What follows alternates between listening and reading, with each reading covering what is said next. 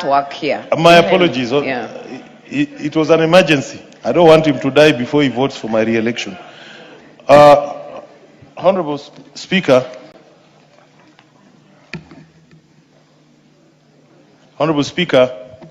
pursuant to the provisions of Standing Order number 44 sub Article 2C, I wish to request for a statement from the chairperson of the Departmental Committee on Agriculture and Livestock regarding the importation of refined sugar into the country and its impact on the local sugar industry. Honorable Speaker, reports indicate that in January 2026, a consignment of approximately 27,839 metric tons of sugar was imported into the country from South Africa for supply in the local market. Further, it is alleged that the imported sugar benefited from tax exemptions. Section 25 of the Sugar Act 2024 requires any person importing sugar to obtain a valid import license and pre-import approval from the Kenya Sugar Board. The Act further requires an importer to demonstrate that the sugar intended for importation is not available in the local market. In addition, Section 26 of the Act provides that sugar imports shall be subject to applicable regional and international trade agreements, and that sugar should only be imported where there exists a domestic sugar deficit and for a specific tonnage. There is concern as to whether the importation in question complied with the requirements of the Sugar Act, including the statutory licensing and approval procedures, particularly in light of reports that the Kenya Sugar Board was not fully constituted at the material time. There is also concern regarding the impact of the imports on local sugar producers and farmers, who continue to face challenges relating to market access and competitiveness. This situation threatens to erode gains made in reviving the sugar sector in the country. Honorable Speaker, it is against this background that I request for a statement from the chairperson of the Departmental Committee on Agriculture and Livestock on the following. A, the circumstances and justification for the authorization of the importation of the said consignment of refined sugar into the country, including whether a domestic sugar deficit existed at the time of importation. B, a report indicating the composition of the Kenya Sugar Board at the time the importation was authorized, and the role, if any, played by the board in approving the importation. Roman 2, whether the importation of the refined sugar complied with the statutory requirements of the Sugar Act 2024, including the issuance of the requisite import license and pre-import approval by the Kenya Sugar Board. Roman 3, whether any tax exemptions were granted in respect of the imported sugar, and if so, the legal basis and approving authority for such exemptions. And C, the measures being undertaken by the Ministry of Agriculture and Livestock Development to protect local sugar farmers and millers from unfair competition and to promote the sustainability of the local sugar industry. I thank you, Honorable Speaker. Very well. This goes to the Agriculture and Livestock Committee. Chairperson. Honorable Justice. Give Honorable Justice the mic. Honorable Speaker, thank you for the opportunity you've given me to respond. The entire Agriculture Committee, including the chair, are on duty in Mombasa, and I'm holding brief on behalf of the committee. That is a fairly weighty matter, Madam Speaker, and we need to consult both the Ministry of Agriculture and the Kenya Sugar Board on the circumstances sought by the Honorable Karoli Omondi. We wish to request for 2 weeks so that we can be able to do our work properly and give a response that satisfies the need, the question asked by Honorable Karoli Omondi. Thank you, Madam Speaker. Honorable Karoli, 2 weeks is pretty reasonable. Honorable Speaker, I just want us to be alive to the parliamentary timetable so that the question does not go beyond the session that we are on now. We are still in session all the way to December. Yes, but this session. But we are going to go for a break, aren't we? Yes, we have some recess, but 2 weeks is reasonable because I've listened to your statement. It is not a straight. Provided we get the answer before we go for recess. Do Thank 2 weeks, Honorable Justice. Madam Speaker, much obliged. Thank you. Very well. The next statement request is by the member for Tiati, Honorable Kamket.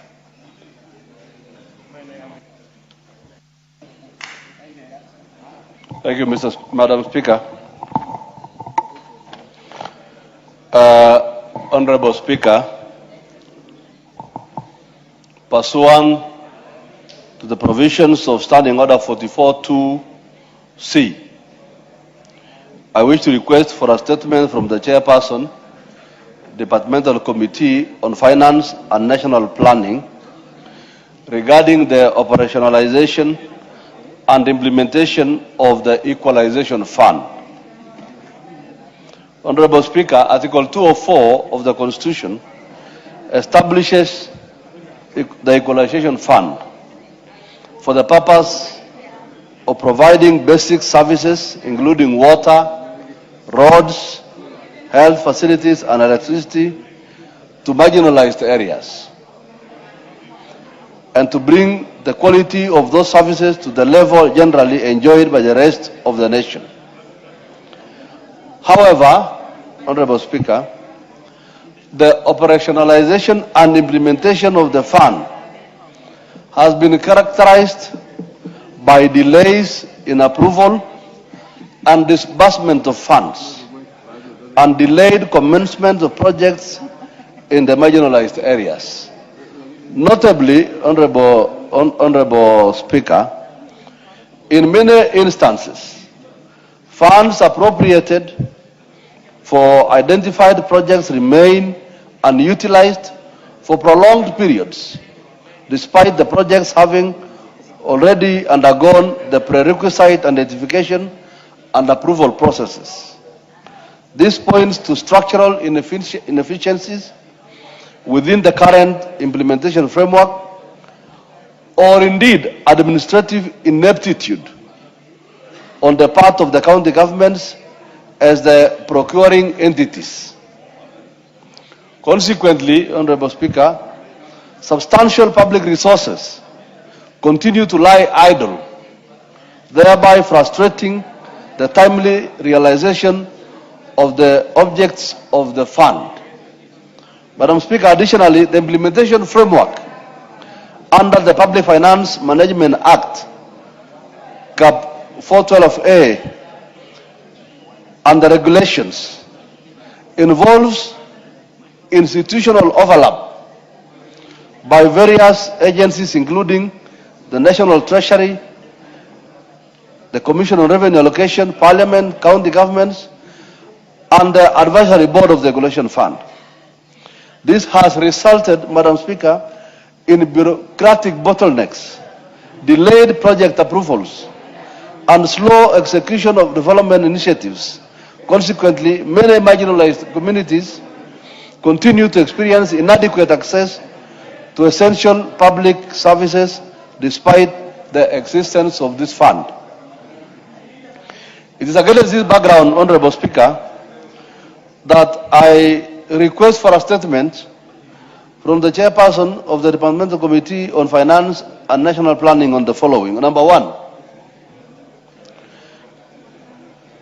a report of the implementation status of Equalization Fund for the years ending 30th June 2023 and 2024 financial year in Baringo County, including the amounts allocated and disbursed and the status of the projects undertaken.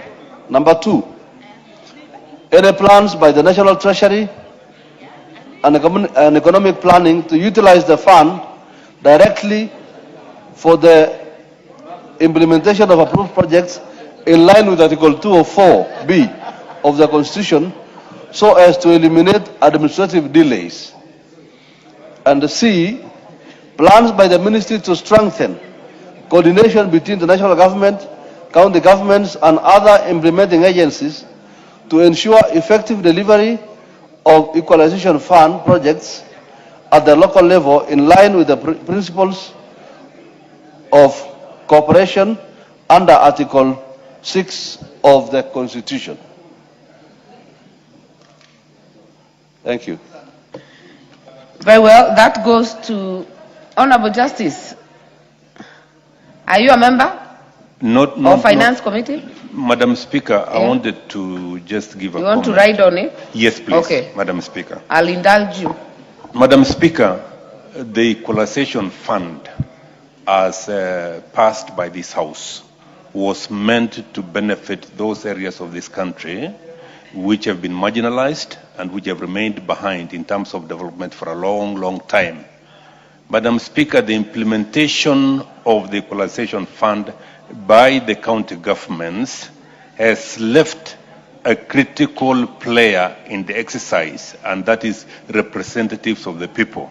The county governments have gone ahead to implement the projects without involving representatives of the people at the constituency level. Madam Speaker, much as this question by Honorable Kamket is centering on Baringo, I would wish, Madam Speaker, using your authority, that you extend to cover the implementation, that the answer when it comes, you extend to cover the implementation of the Equalization Fund in all parts of the country where the fund is meant to serve. Madam Speaker, I have a very small section of the funded through county government funds, which is not the case. Honorable Speaker, I wish the minister came here to address this issue. We would even suggest and propose, if this House can agree, that in Article 204 Part B, it is still possible for projects and programs under Equalization Fund to be funded directly from the national office rather than go through the county governments, which is bringing a lot of bureaucracies and therefore delaying the implementation of these projects. Thank you, Honorable Speaker. Honorable Member for Elgeyo Marakwet. Thank you so much, Madam Speaker, for giving me this opportunity to add my voice on it. I would wish to request that then there is need for frequent reviews. For example, a county like Elgeyo Marakwet, you find that an equalization fund is given to only one constituency, and Elgeyo Marakwet, all the 4 constituencies have similar problems. The poverty index in all the 4 constituencies are similar, and they only received 65 million, while other counties, neighboring counties, received up to 1.6 billion shillings, Madam Speaker. So it is also my sincere request that there is need for a review so that we ensure that and we also need to know the criteria that they use, because as far as I know, they are using the statistics of census 2019, Madam Speaker. So they need to be a little bit thorough so that they give an accurate, statistics of the poverty index. Thank you, Madam Speaker. Very well. Honorable Member for Diwa. Thank you, Madam Speaker. Madam Speaker, we cannot talk about the same thing, same way and expect any different result. What I think we should do, because I have 5 wards that get this fund, but you can hardly see anything that this fund does. So through this request, I think we can revert back this fund to the constituency, to the CDF, where it was before actually, and have a good discussion and revert the whole thing to make it effective, Madam Speaker. Thank you. Member for Endebess. Madam Speaker, thank you. I want to support the statement by Honorable Kamket, and in the same line with what the member for Sigowet Sowin, Justice Kemei, said, we would want it to include all the areas that are benefiting from the Equalization Fund. And I would want to urge my colleagues who are still stuck in the 15 counties that things are changed after the CRA reviewed the second and used the second formula, which is the unit now of implementation is at the sub-locational level. And therefore, Endebess happens to be one of the beneficiaries. One of my sub-locations which borders West Pokot, and it has the same environment like West Pokot. It cannot be denied those services. It's in Jepchoina, Kaptega sub-location, and now it's a location. So we would want the CRA to be able to, even now as it becomes a location, it should now the amount allocation should be reviewed, because when it was a sub-location, it was getting 20 million, and they even did procurement, but processing and award of the contract has been very slow. Therefore, I think we would want, when the response is being done, maybe you could direct Honorable Speaker that the minister concerned, together with the CEO of the Equalization Fund, maybe appears before the committee that is oversighting, and all members who have expressed issues, we are ready to appear before that committee and prosecute our issues, so that we want to make sure that this Equalization Fund works and is able, because every financial year, even the appropriation that we've done now, there is appropriation, we have given money for Equalization Fund, and therefore we would want that money to be utilized and people to achieve the services. Honorable Member for Chepalungu, are you holding brief for the Committee of Finance? Are you holding brief? No. Are you a member? I'm not a member. Okay. Yes. Honorable Speaker, I'm not a member of the Finance Committee and neither holding brief, but two of my sub-locations in Chepalungu constituency, that is Nogiriwet and Cheptagum constituency, were beneficiaries of this Equalization Fund. This is for the first time since inception of the Equalization Fund. But Honorable Speaker, the residents, together with the DCC and together with a person representing myself, sat there and agreed on the projects that were going to be implemented, Honorable Speaker. But then what Honorable Kamket is bringing is about the delay in implementation.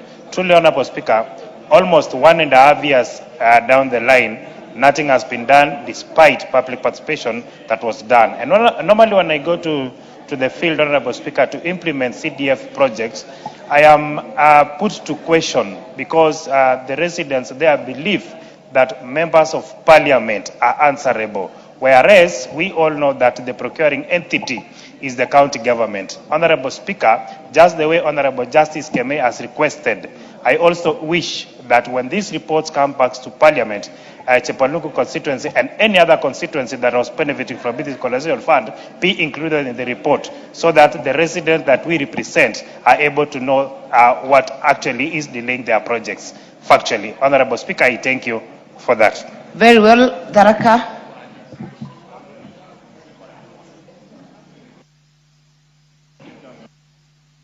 DG, the microphone.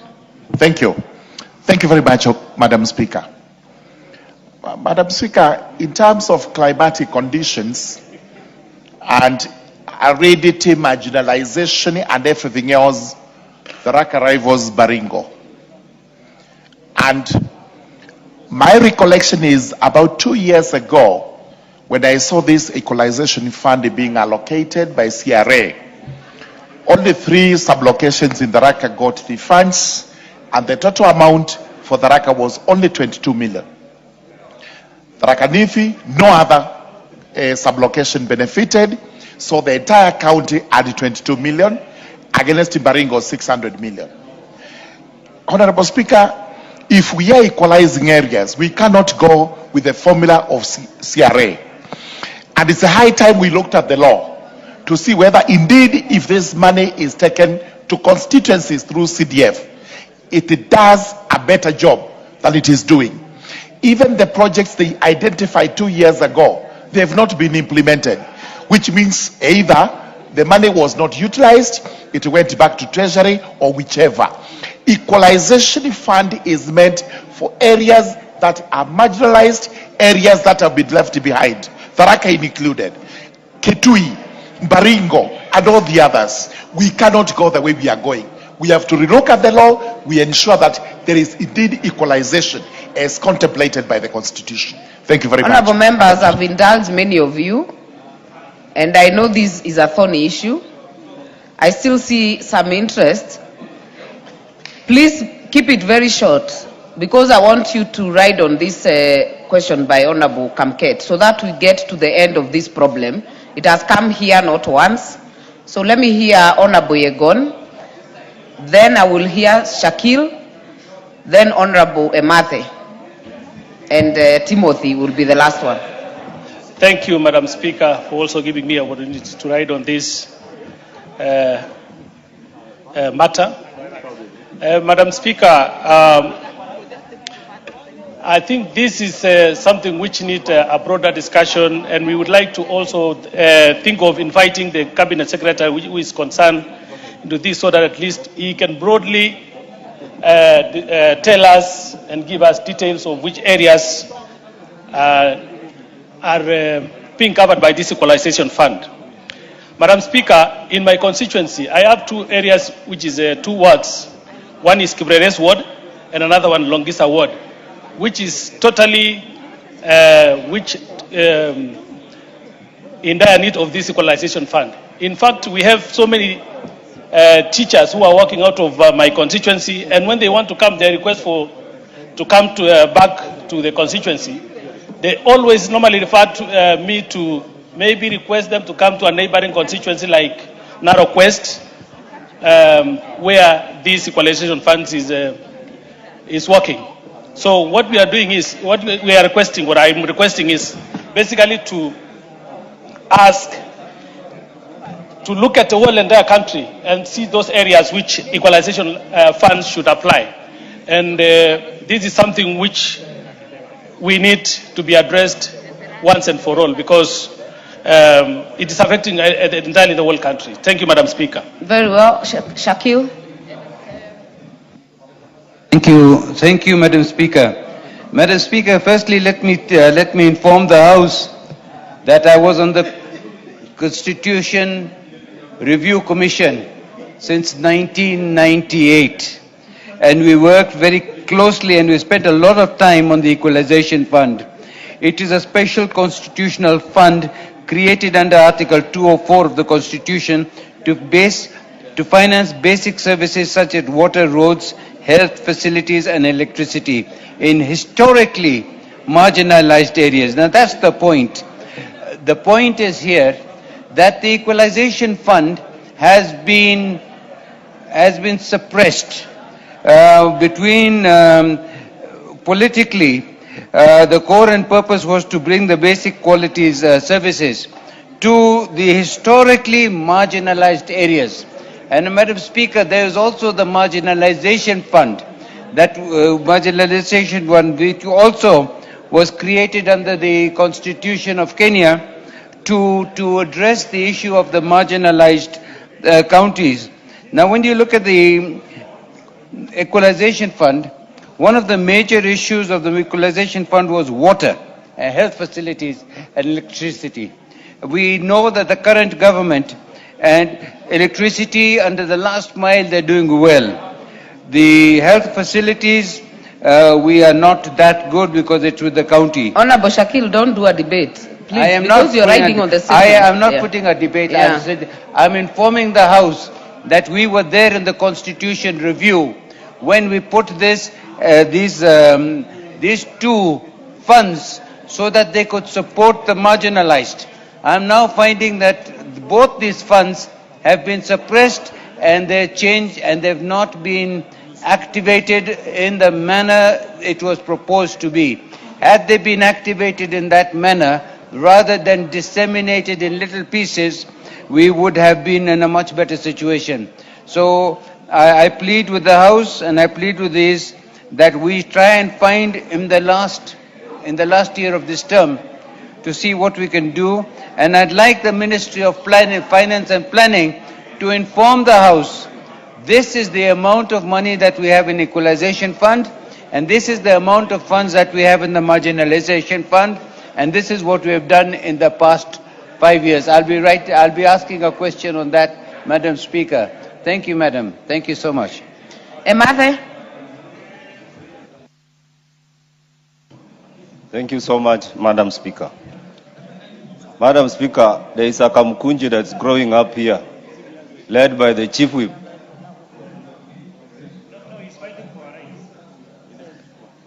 Honorable Emathe, you have the floor. Kindly prosecute your issue. Thank you.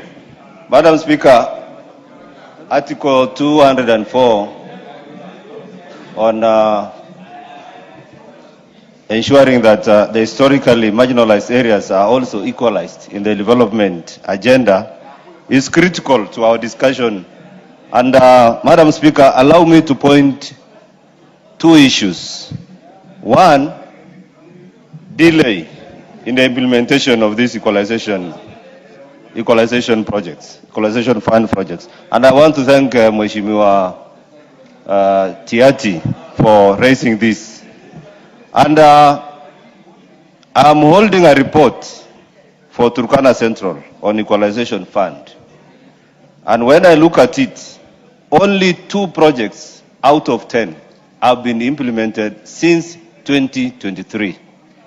Madam Speaker, this delayed implementation will not help our country, will not help these historically marginalized areas to be developed, Madam Speaker.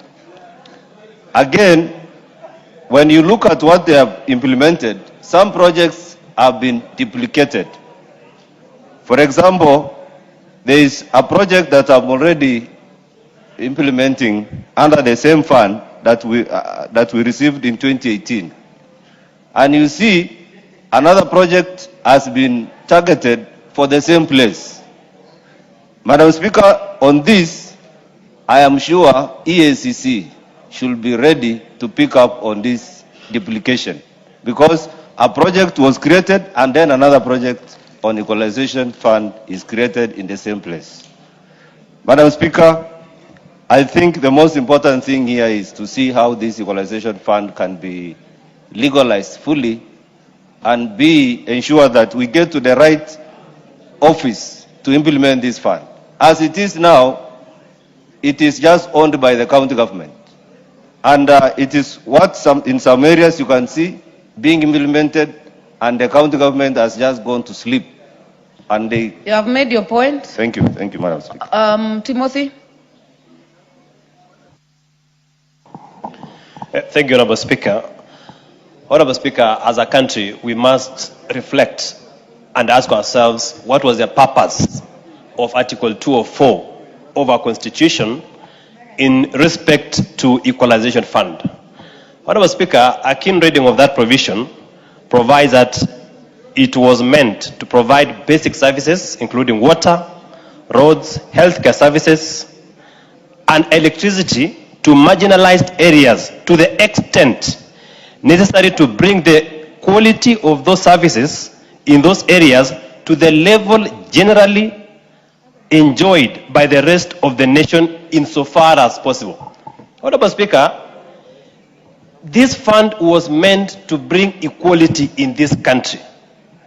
But Honorable Speaker, we lost the intent and the purpose of equalization fund in this country. Honorable Speaker, currently, we do not have a proper implementation mechanism of this fund. Honorable Speaker, you can imagine Honorable Kamket tried to bring a legislation on equalization fund to this house, but it never saw light of the day.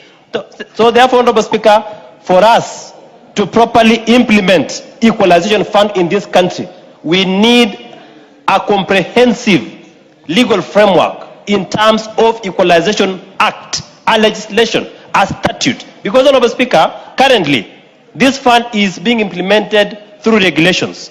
So, Honorable Speaker, we do not have a clear framework, so that we need a clear legal framework to implement this particular You've made your fund. point. Thank you, Honorable Speaker. I had already directed that you be the last one. Honorable members, we have had enough representation of the members before we speak to the committee of finance, because this matter has become repetitive. Honorable Kamket, you are the owner of the statement. You are the owner of the statement. What could be out of order? Madam Speaker, thank you for indulging me. There is nothing out of order. I just wanted to say, Madam Speaker, given the interest that this statement has generated among members, would I be in order, Madam Speaker, to ask that we not only deal with the committee on finance, but we bring the we are headed there, Honorable Cabinet Secretary. Kamket. We are headed there. Yes, because yes, we have indulged very many members, and I see there is still a lot of interest on this matter. And this statement will not do justice if it is just going to speak to Baringo or to Honorable William Kamket's question. So even as the committee prosecutes, is the chair in the House, the vice chair? But the leadership is here. Honorable Osoro, this matter of equalization, we cannot speak about the same thing for 2 years, for 3 years, over and over again. Cause the CS to appear specifically on this matter of equalization fund. Because even if we say the committee to call members, how they can't even fit in a committee room as it is. So cause the CS to appear as soon as possible to respond. Thank you very much, Honorable Speaker. Honorable Speaker, we will indeed do that, because this is a matter that many members have raised over the years. And it's about time that to get the CS appear before this House. But Honorable Speaker, it may not be possible as soon as you have said, because I think we'll be here. There's a lot of business to be handled next week, even before we go proceed for recess. Let's commit that we'll make it as a first agenda in the very first or second week upon our resumption. That is reasonable, so that we don't get any excuse for him not to appear. The first, latest second week after recess. Honorable members, let also endeavor to be in the House when that is communicated. Those questions that you're asking, that will be the right forum to get the responses and get the way forward. Next order.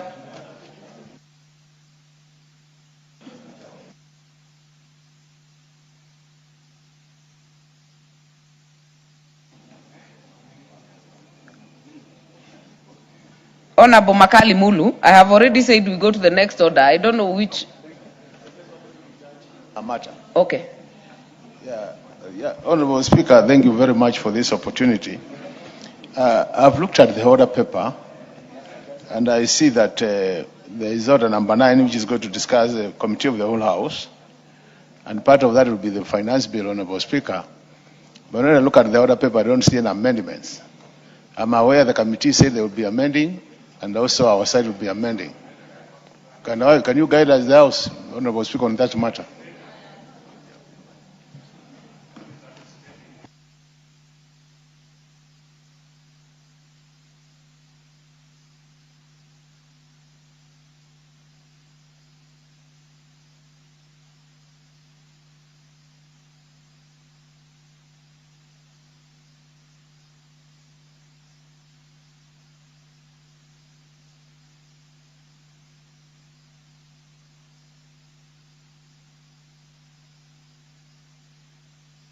Honorable Makali Mulu, that is a fair question. Give me some time as we move to order number 8. We will give you a response on the same.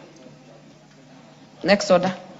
Order number 8, the supplementary appropriation, number 2 bill, National Assembly Bill number 38 of 2026. Second reading. Chair, budget. Back BSc. Thank you. Thank you, Honorable Speaker. Honorable Speaker, I would like to move that the supplementary appropriation bill number 2, National Assembly Bill number 38 of 2026, be now read a second time. Honorable Speaker, yesterday the House debated the supplementary estimates robustly, and most members were able to participate in that debate. Now it is time for this House to give government powers and authority to be able to withdraw funds from consolidated fund for implementation of the programs that are listed in this bill. Honorable Speaker, I want to say that this bill is basically the same as what we discussed yesterday. And just for the recap of members who may not have been in the House yesterday, is to say that we intend to withdraw 18.8 billion in the supplementary 2 estimates for purposes of fulfilling a number of programs that are listed in the bill. One of which is programs to do with development of sports. Honorable Speaker, we are preparing to host the African Cup of Nations. And Honorable Speaker, we have been working on preparing several stadiums for the purpose of the events that are going to come. Towards this end, Honorable Speaker, we have allocated 4.1 billion that will be used to improve various stadiums across the country. Some will be used for training for the teams that are going to participate. Others are going to be used for the live matches. For example, Honorable Speaker, we have the Talanta Stadium, the Raila Odinga Talanta Stadium, which is one of the stadiums that are going to be used, and we have allocated resources here to be used to ensure that the stadium is completed in time for the games. Honorable Speaker, we have also allocated resources for water programs, the Mwache Dam, which is in Kwale, Honorable Speaker. This is a donor-funded program that we need to spend about 2.3 billion. The funds are ready with the donors to be disbursed, just awaiting the passage of this bill. Honorable Speaker, we have resources for Nyota. We have 3.847 billion that is going towards the National Youth Opportunities towards Advancement Program Nyota that we intend to appropriate.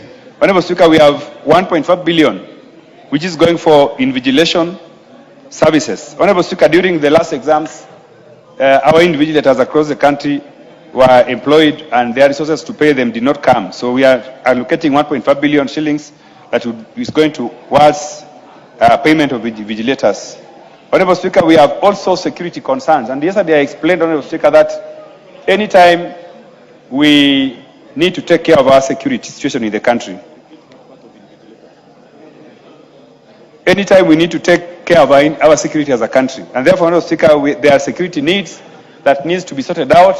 And towards this, we have resources that we have allocated here that will be used to take care of our security globally in the country. Honorable Speaker, this is a very small bill that I just want the House to help us by giving the government authority to spend these resources by passing the appropriations, the supplementary appropriations bill as is in the order paper. Honorable Speaker, with those many remarks, I would like to ask the Vice Chairman of Budget Committee to second. Member for Endebess.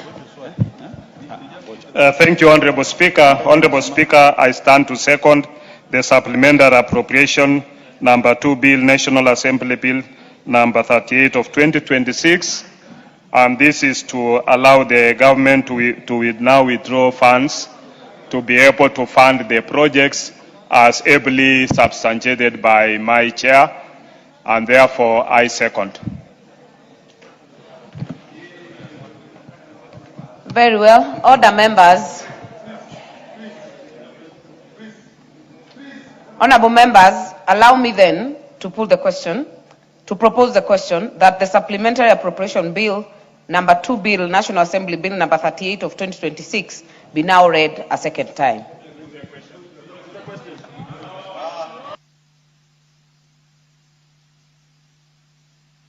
Order, members. I have a lot of interest on this bill. Allow me to give it to the member for Moiben. Is she in the house? Member for Kajiado North.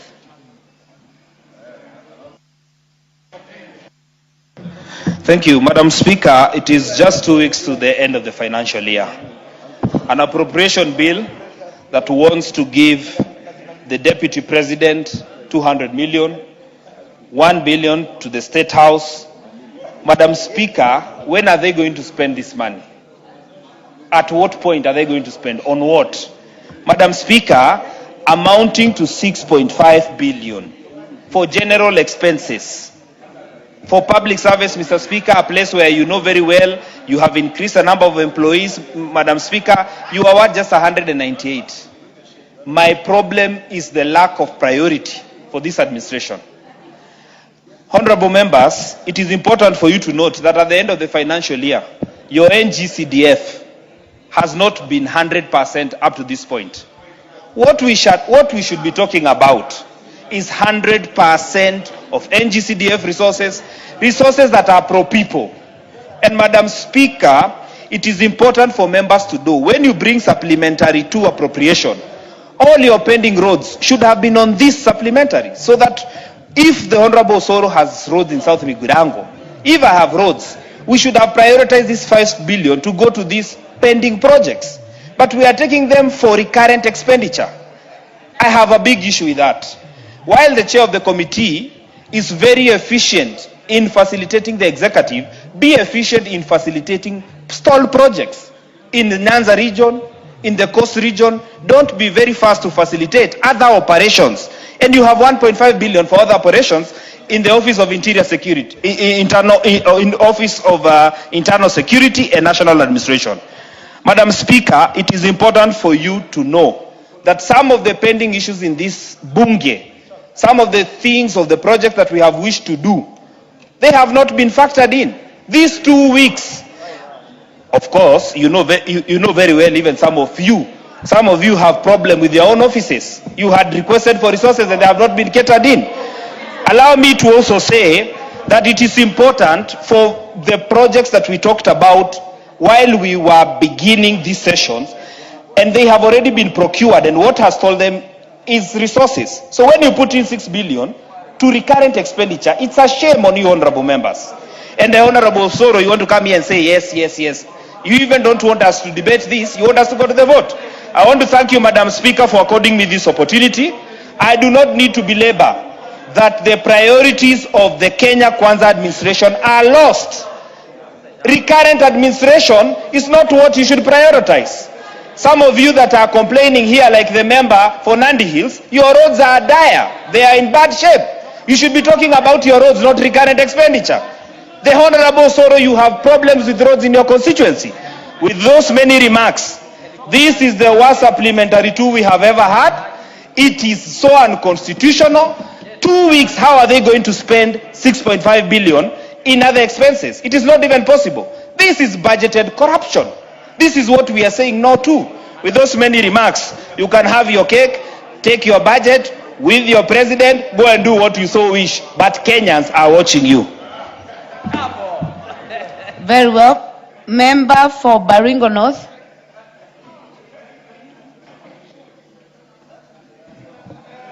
Thank you, Mr. Speaker. Madam Speaker, before I deal with the Honorable and the issues raised, Mr. Speaker, Madam Speaker, I rise to support Please this. don't deal with honorable members. Deal with the bill. Madam Speaker, one, I rise to support this last supplementary of 2025-2026 financial year. Madam Speaker, the intention of this supplementary is to finance programs that might not have been captured or resources have been allocated in the main budget and subsequent supplementaries. It does not mean that other programs that have been budgeted, procured for, are not being funded, Madam Speaker. It means programs that were not captured, for example, even in Kajiado North, where Honorable Ngogoyo comes from, there are teachers who marked the examination. There are invigilators who did work, and they have not been paid. Madam Speaker, does it mean that the Honorable member from Kajiado, where teachers marked the examination and invigilated, does not want them to be paid? Madam Speaker, these are Kenyans that have already worked for, and they need to be supported so that they can be able to carry out the next invigilation and examination of this year, Madam Speaker. Secondly, Madam Speaker, we as a country has a privilege to host the African Cup of Nations here in Kenya. If we don't work on our stadium, including the Talanta Stadium, we lose, Madam Speaker. How do we restore confidence of other African countries to come to our country so that they can be able to participate in sports? Madam Speaker, does it mean these members who oppose this supplementary budget do not want this country to host the African Cup of Nations? Madam Speaker, let us differentiate between politics and propaganda and deal with issues that affect our people and remain patriotic. Even if you are in opposition, there is need for you to become patriotic in your country. When good things are supposed to be done in your country, Madam Speaker, you need to become a patriot, not play politics of hate, politics of propaganda all the time when issues are being raised in our country that require support of all of us, Madam Speaker. So, Madam Speaker, the programs, Madam Speaker, including the 1 billion for State House, Madam Speaker, and many other resources. Madam Speaker, you've seen the development that has gone place. There are Kenyans who have supplied goods and services. They need to be paid, Madam Speaker. Yeah. I will accept the Do point you want of to be information informed from... by Honorable Osoro? Yes. Honorable Osoro. Thank you very much, Honorable Speaker. Honorable Speaker, I wanted to inform the Honorable Makilap, especially on the question of State House and the presidency budget in general, even as we talk about the supplementary 2 appropriation. You know, one thing, and I think Honorable Ngogoyo should listen very keenly, that when we talk about presidency budget, stop looking at it from a limited or a pipeline or a straight line that it is William Ruto. Presidency is, you know, this particular house passed that all the former presidents and the president that have served in this country should be remunerated even as they retire. They have their pension that the presidency takes care of. The State House budget takes care of the budget of the former president Uhuru Kenyatta. The presidency takes care of, the State House budget takes care of the former president's, all the former president's family. It is not a preserve of one particular. That is the truth. That is the truth. It is a collective thing of the presidency. I know you have no idea, of course, but you need to be informed as such. So when you look at the appropriation. Order, Honorable Osoro. Do not debate. You are to inform Honorable Makilap, not to debate. Take your seat, Honorable Osoro. Madam Speaker, Honorable members, I will give all of you a chance to speak. Honorable Makilap. Madam Speaker, Honorable Makilap, there is no point of there is order no on my one on side. the feet who has said anything. Madam Speaker. Honorable Makilap, finish your submission. Thank you, Madam Speaker. I am winding up. Madam Speaker, what I was raising, Madam Speaker, is that programs of government and offices, including that of the Deputy President, Madam Speaker, if there are programs and development projects that have been done in those offices, the people who supplied goods and services in this country requires to be paid, Madam Speaker. This money is going to good use, Madam Speaker, to bridge the gap for those things that are necessary for the development of our country, Madam Speaker. Let members not see when there is an allocation for State House, believe that the money will go to one President William Ruto. No, this State House will belong to generations. Even my good friend here will one day become president and will be able to use that house and will have a very good place. Even my good friend here could be another president. Even my good friend Clive, you can become president and you will want to live in a very good place. So, Madam Speaker, I rise to support this last supplementary budget, Madam Speaker, that let us approve it. Let us move on with members. Honorable Gisairo, what is out of order? Thank you, Honorable Speaker. You know, Honorable Makilap said, I want to be a future president. There is nothing. Is that out of order? That is out of order. He's naming For me Honorable an Makilap ambition. to say you'll be a future president, is that out of order? I have not said that intention. My future president is Honorable Matiang'i. So let us be very specific. And secondly, Honorable Speaker. Order. Honorable Speaker. Order, members. Honorable Speaker. Honorable Gisairo. Osoro cannot mislead Honorable this House Gisairo. and say former Honorable president. Gisairo, Honorable Osoro is not on his feet. You rose on a point of order to say that Honorable Makilap should not say you'll be the president. That is not out of order. Honorable Makilap, kindly wind up. Thank you, Madam Speaker. I was saying, Madam Speaker, and this is for posterity, that each one of us, if you find favor from God, one time you will also become a president in this country. And I mentioned it. And let us also appreciate that God will reward each one of you in many ways. And one of us inside here will become a president and will be able to use State House. That is properly done, Madam Speaker. So, Madam Speaker, let us approve this supplementary budget to meet expenditure for those programs that are so critical to the people of Kenya at this particular moment, and call upon all of us. Let us become patriotic for our country. This is Kenya. This country belongs to all of us, regardless of where you come from. Member for Funyula. Not on this. Member for Kajiado West. If you want to speak on this, because honorable members have logged in, indicate in the intervention Honorable Emase, use the intervention because so many of you are listed and are not intending to speak on this. Honorable Emase. Thank you, Honorable Speaker, for the opportunity to contribute to this bill. And this is a very important bill, Supplementary Appropriations 2 Bill of 2026. Honorable Speaker, this bill is important in the sense that it gives power and authority to National Treasury to be able to draw funds from the Consolidated Fund to finance the various programs as specified in the votes and the programs of the ministry. And yesterday, Honorable Speaker, I didn't get an opportunity to contribute, but while listening, I think we were advised that it's important that we read. And then I want to educate the Honorable Member for Kajiado, Honorable Bogoyo, who was speaking and referring to this budget, not to this supplementary appropriation, not to be addressing issues touching on the people, the pro people. And Honorable Speaker, when I look at this appropriations bill, there is an allocation of 2.3 billion for water and sanitation. Honorable Speaker, there is an allocation of 4.1 for capital, that's development expenditure in the Department of State Department for Sports. There is also an allocation of 1.9 billion for youth affairs and creative economy. And Honorable Speaker, there is an allocation of 3.8 billion for the micro and small and medium enterprises development. These are all pro-people programs that have been prioritized here by the supplementary appropriations.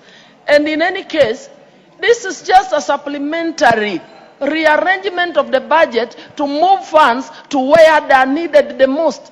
Otherwise, all those programs that you are referring to have been factored for in the main budget. Thank you, Honorable Speaker. I support. Very well. Honorable Engineer Zengu. Thank you, Madam Speaker, for giving me this opportunity to contribute to this important motion.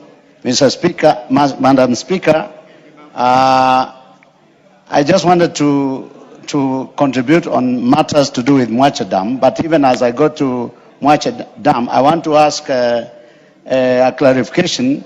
This money that is appropriated under the presidency, I want to be guided whether it's the same money that is supposed to honor the pledges that have been given by the president.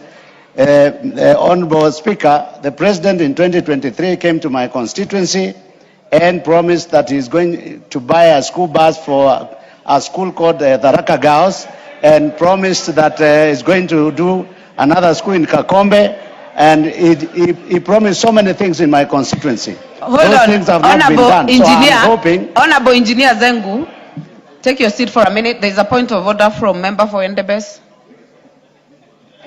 Honorable Speaker, I stand under Standing Order 81 on relevance. We are talking about appropriation bill, where we are supplementary appropriation bill, where we are talking about government, allowing government to withdraw funds to finance. The only relevant thing in that supplementary is where we are paying teachers, the invigilators, and the examiners. So when Honorable Nsengu brings in the issue of a promise of a school bus, is he in order, Honorable Speaker, to bring relevance into this debate? Honorable Nsengu. Honorable Speaker, I do not have any other opportunity to request for fairness for my constituents, so I stand by my demand that if we are passing, appropriating money for the presidency, then that money should be directed to honor that pledge. Honorable Speaker, I stand carried. Honorable Speaker, on the matter of Mwache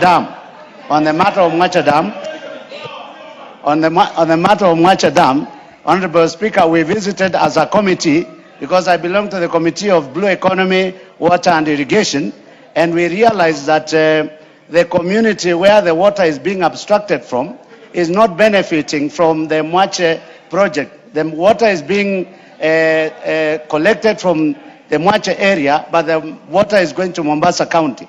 And we insisted as a committee that the community, the host community, must be considered in that project. So I hope that part of this money will be used to provide water for the host community. Otherwise, Madam Speaker, this has been the story over and over again in the project where the Karemenu project, you realize the Karemenu in Muranga, you realize that the host community is not benefiting from the water. The water is Karemenu in Muranga? Karemenu is in Ruiru, I think it's Muranga.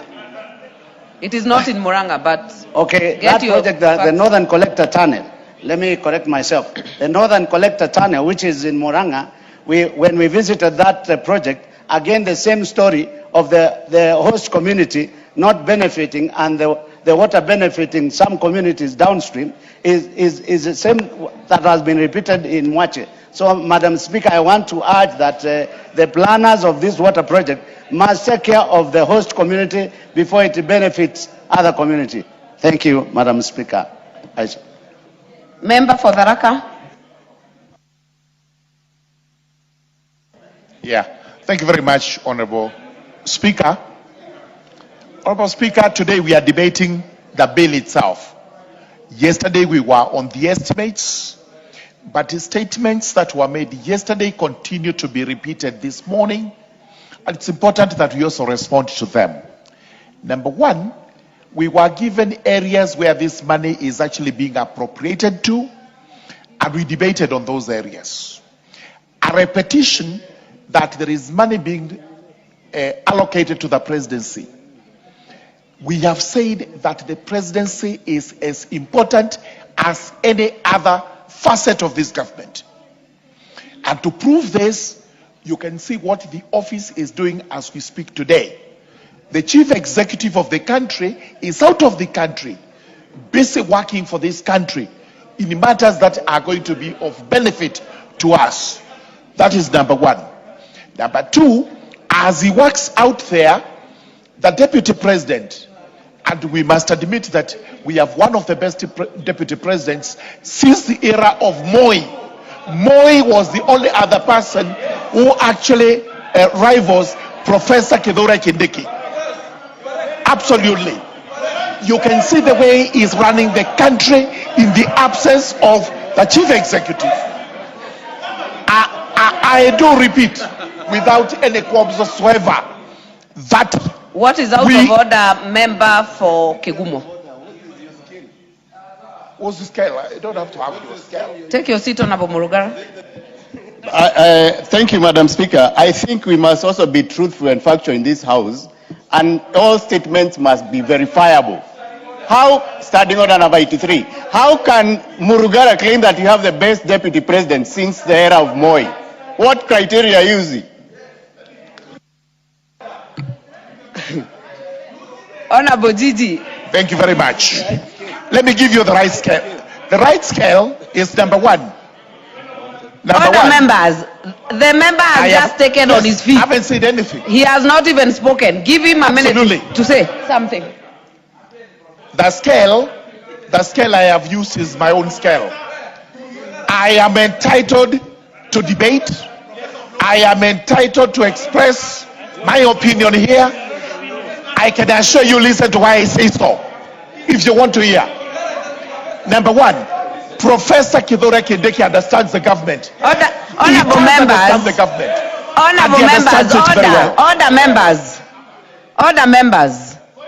Honorable members, we agreed shouting will not sort out our issues. I am being very fair to give every person a chance to speak. Honorable members, Honorable Ngogoyo, take your seat. Take your seat. I have not given you the floor. Take your seat.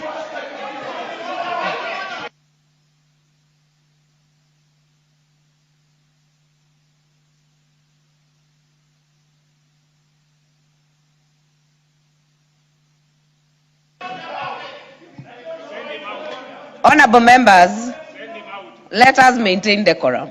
We were doing very well. even now, there is no chance, there is no reason to be agitated. We will hear each other.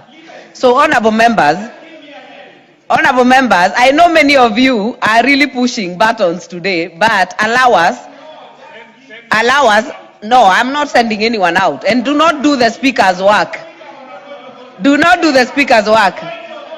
I will give you, Honorable Kalasinga, what is out of order. It is not only you, Honorable Ngogoyo. Honorable members are raising points of order. Madam I will Speaker. indulge Honorable Kalasinga. Madam Speaker, is Honorable Murugara in order to insinuate that the current deputy president was elected by the people of Kenya? They were not. He was appointed by a few executives. Madam Speaker, can he purport to be telling us about the deputy president who was not elected on the ballot? On the ballot, Madam Speaker. Honorable Murugara. Thank you. Thank you very much. You know, it is important I remind you that I am a seasoned lawyer in this country, and everybody knows it. Nobody would ever point a finger at me. In this country, you do not elect a deputy president, my friend. Deputy presidents are nominated. Read your law. We never casted any votes for a deputy president, and we will never do so. Even Rigathi Gachagua, we did not vote for him. What is out of order? We voted for only the president. Hold on, Murugara. But his name appears with a nominated deputy president. Honorable Ngogoyo, what is out of order? And shouting at the speaker does not add to your cause. What is out of order? Madam Speaker, and Madam Speaker, you know I have a lot of respect for you. I stand under Standing Order 97. 1, a member cannot speak on a question twice. The Honorable Murugara spoke yesterday on this question. On what? On this question on the supplementary budget. He's speaking for the second time. You cannot speak on a matter twice, Madam Speaker.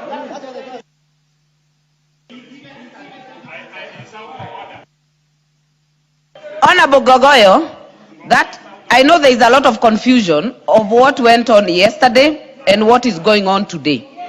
Honorable members, be guided that yesterday was the report, which was very different, which is very different from what we are dealing with today. This bill has just been moved today. Yesterday was something very different. So, honorable members, Honorable Murugara, do not explain that. The speaker has guided. It was not exhaustive. You did not speak yesterday. The speaker so, kindly has guided. finish your submission and we make progress. And I was called upon to substantiate what I said. Absolutely. No, substantiation is as follows. And I'm also a student of history. So I know what President Moi did when he was vice president to Mzee Jomo Kenyatta. So when I draw the comparison, when I draw the analogy, I have the facts in my fingertips. And if you wish to get them, I'll give them to you one by one. We must absolutely, we have said we are allocating 200 million to the office of the deputy president.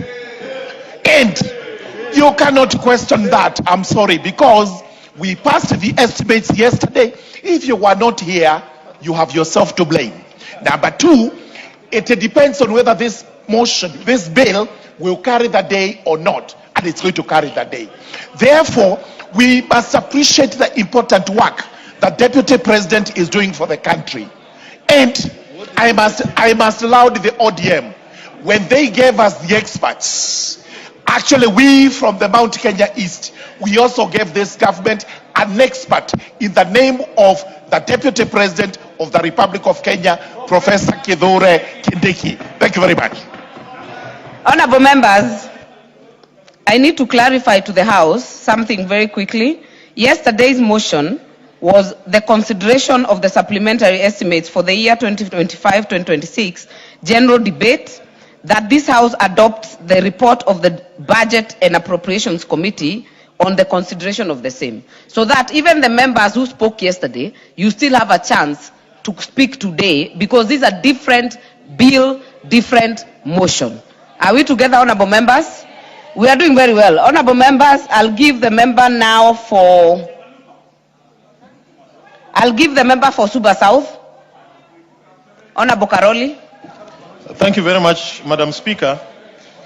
I think what we are witnessing here is now the long list of examples of poor planning in this administration. A government that is very long on promises and short on delivery, that exhibits unprecedented confusion, impulsive expenditure, limited transparency and accountability. We have before us a supplementary budget concentrating resources in the office of the Deputy President for what they call operations, office of the State House for what they call operations again, Department of Internal Security for what they call general administration, and National Intelligence Service for what they don't even describe what it is. Madam Speaker, we know why this money is being allocated to these particular offices. It is to provide resources for political campaigns. We know that. They do it all the time. Confidential expenditure that nobody can verify. And it goes on a long list, including the failed Kisumu rally that was financed by the state. Honorable Karoli, there is a point of order from the Chair, National Administration. Give me the mic, please. Thank you, Madam Speaker. Madam Speaker, I think the learned, my good friend learned Karoli is misleading the House. And I want to challenge the members who are actually making noise on this. We should delink the office of the institution, the presidency, from the individuals. We should not use the floor of this House to do our cheap politics. It is my committee that appropriates and allocates funds to these offices. And I can confirm to the country and this House that these funds are well spent, they are justified, and they are to do for the good of the country, not the individuals. Order! Yes. Order! Keep on. Order! Is it you to ask him what's his point of order? Is that your business? Order! Ngogoyo. Order! You rose on a point of order. Proceed and tell me what's your point of order. Order! What's your point of order? Thank you, Speaker. Yes. Speaker, I'm saying the learned friend, Karoli, should not mislead this House. You're not a lawyer. Are you a lawyer yourself? I'm not. So you don't, only lawyers can call one another learned friends. Order, proceed. Proceed.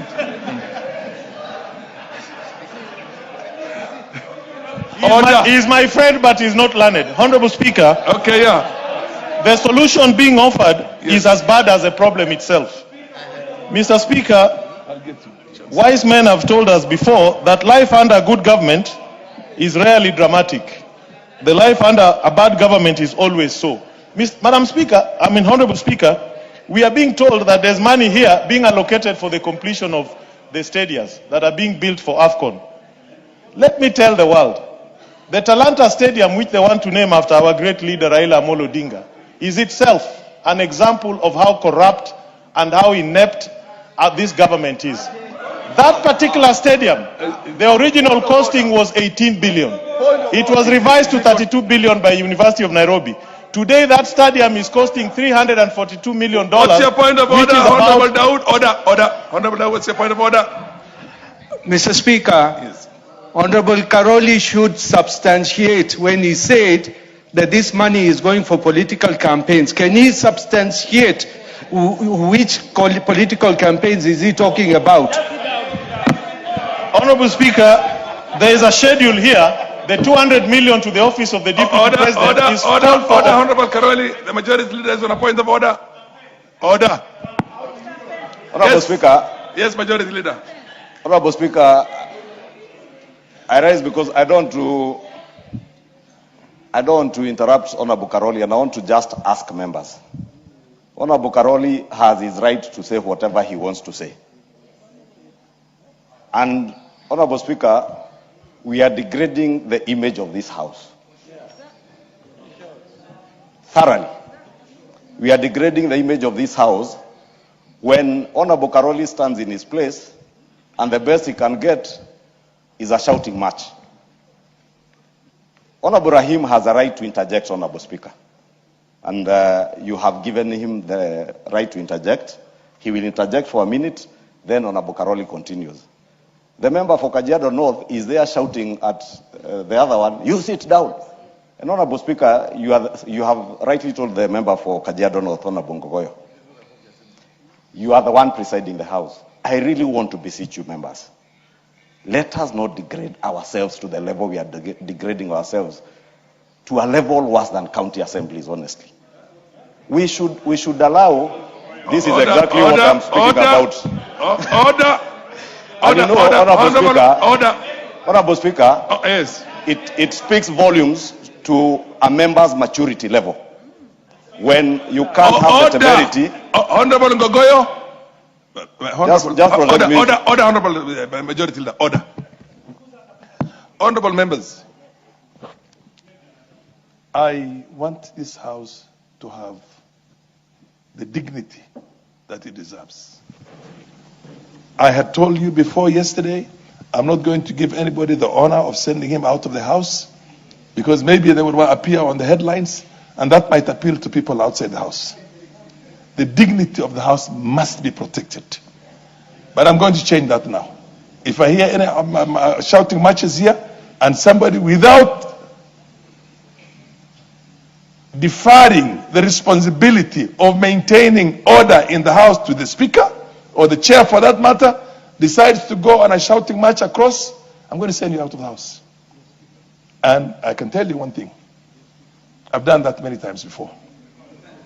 And I will be willing to do it again. Honorable members, each one of you will get an opportunity. Honorable Ngogoyo, you had your moment. You contributed. You're going to contribute again to this motion if you want. Anybody who has an order. Anybody, order. Who is supposed to do that? You?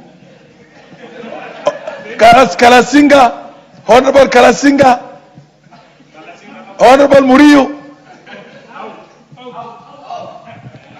Everybody will have his moment to rebut, to advance, to explain, to oppose, to propose, to support in this House. This is a house of talking.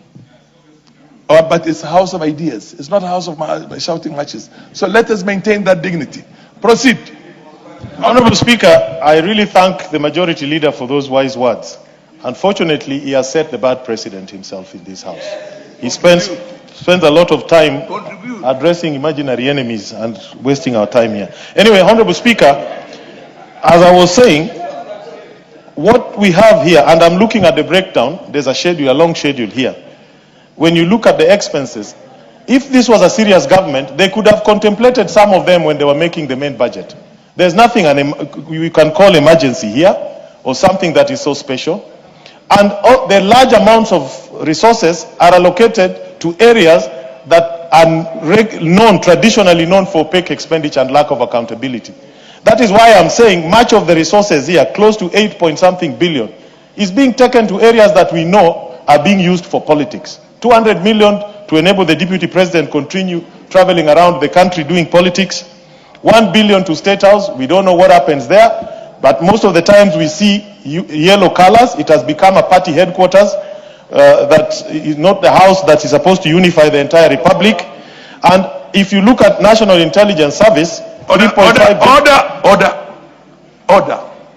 You are a lawyer. You understand the traditions in all democracies.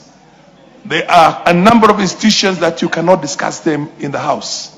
If you have to discuss them, you must have in camera. You cannot discuss the national intelligence. You cannot discuss our armed forces.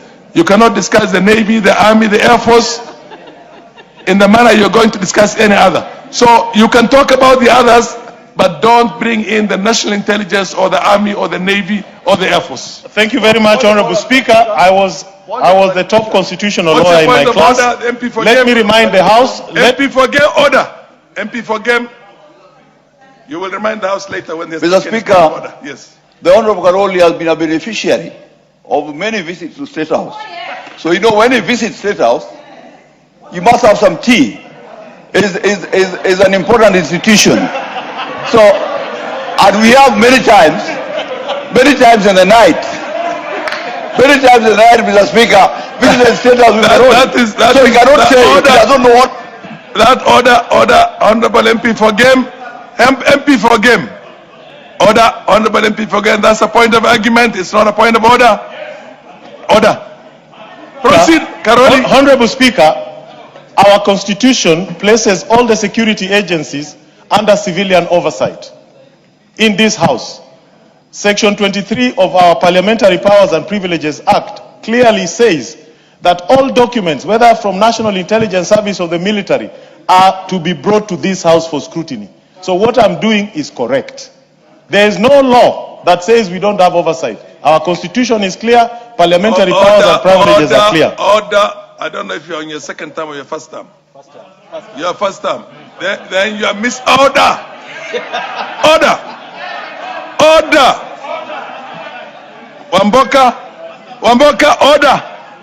I am the one who is on the floor. The chair is addressing the House. Order.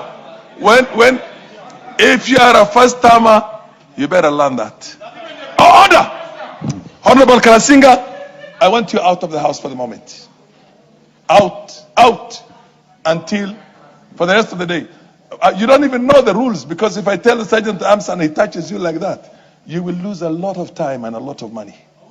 So what you don't know the rules, go and study the rules. Order, honorable members, the direction is that Honorable Kalasinga stays out of the House for the rest of the day. Honorable Kalasinga, out.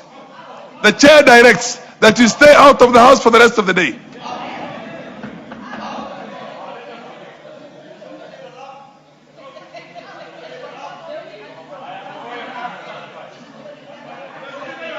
Order.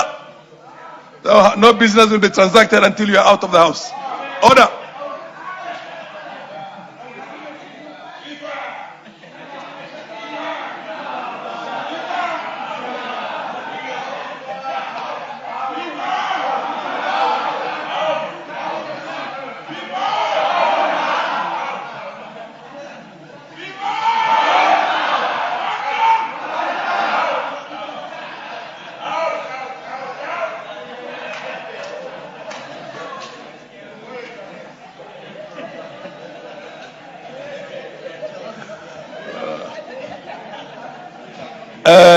Who was on the floor at the time?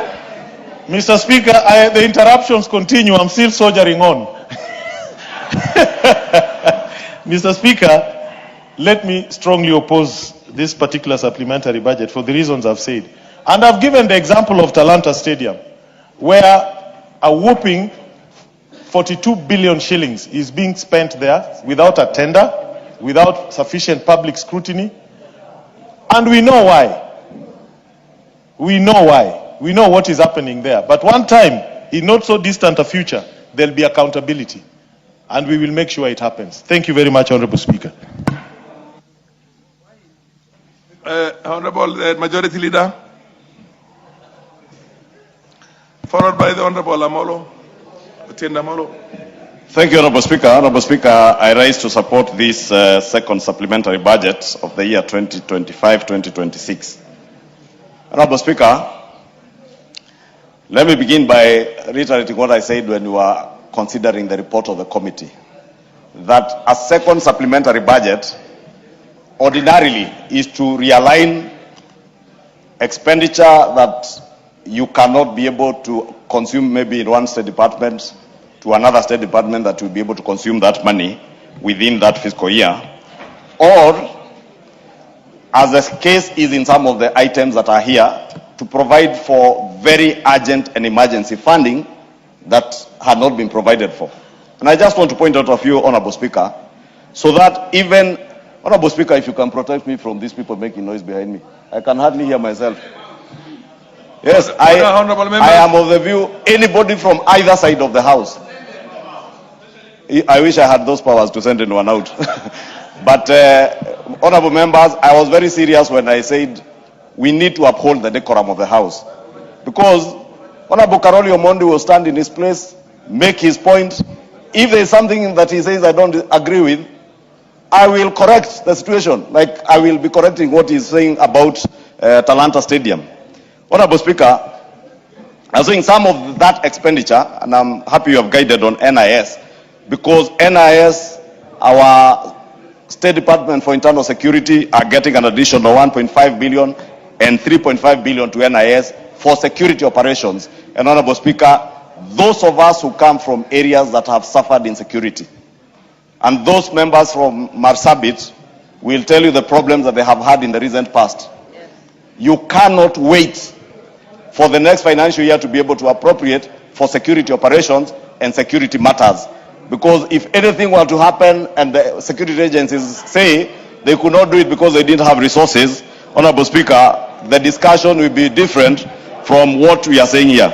Honorable Speaker, what are we providing for? And our own members, ordinarily I would never have gone into these details.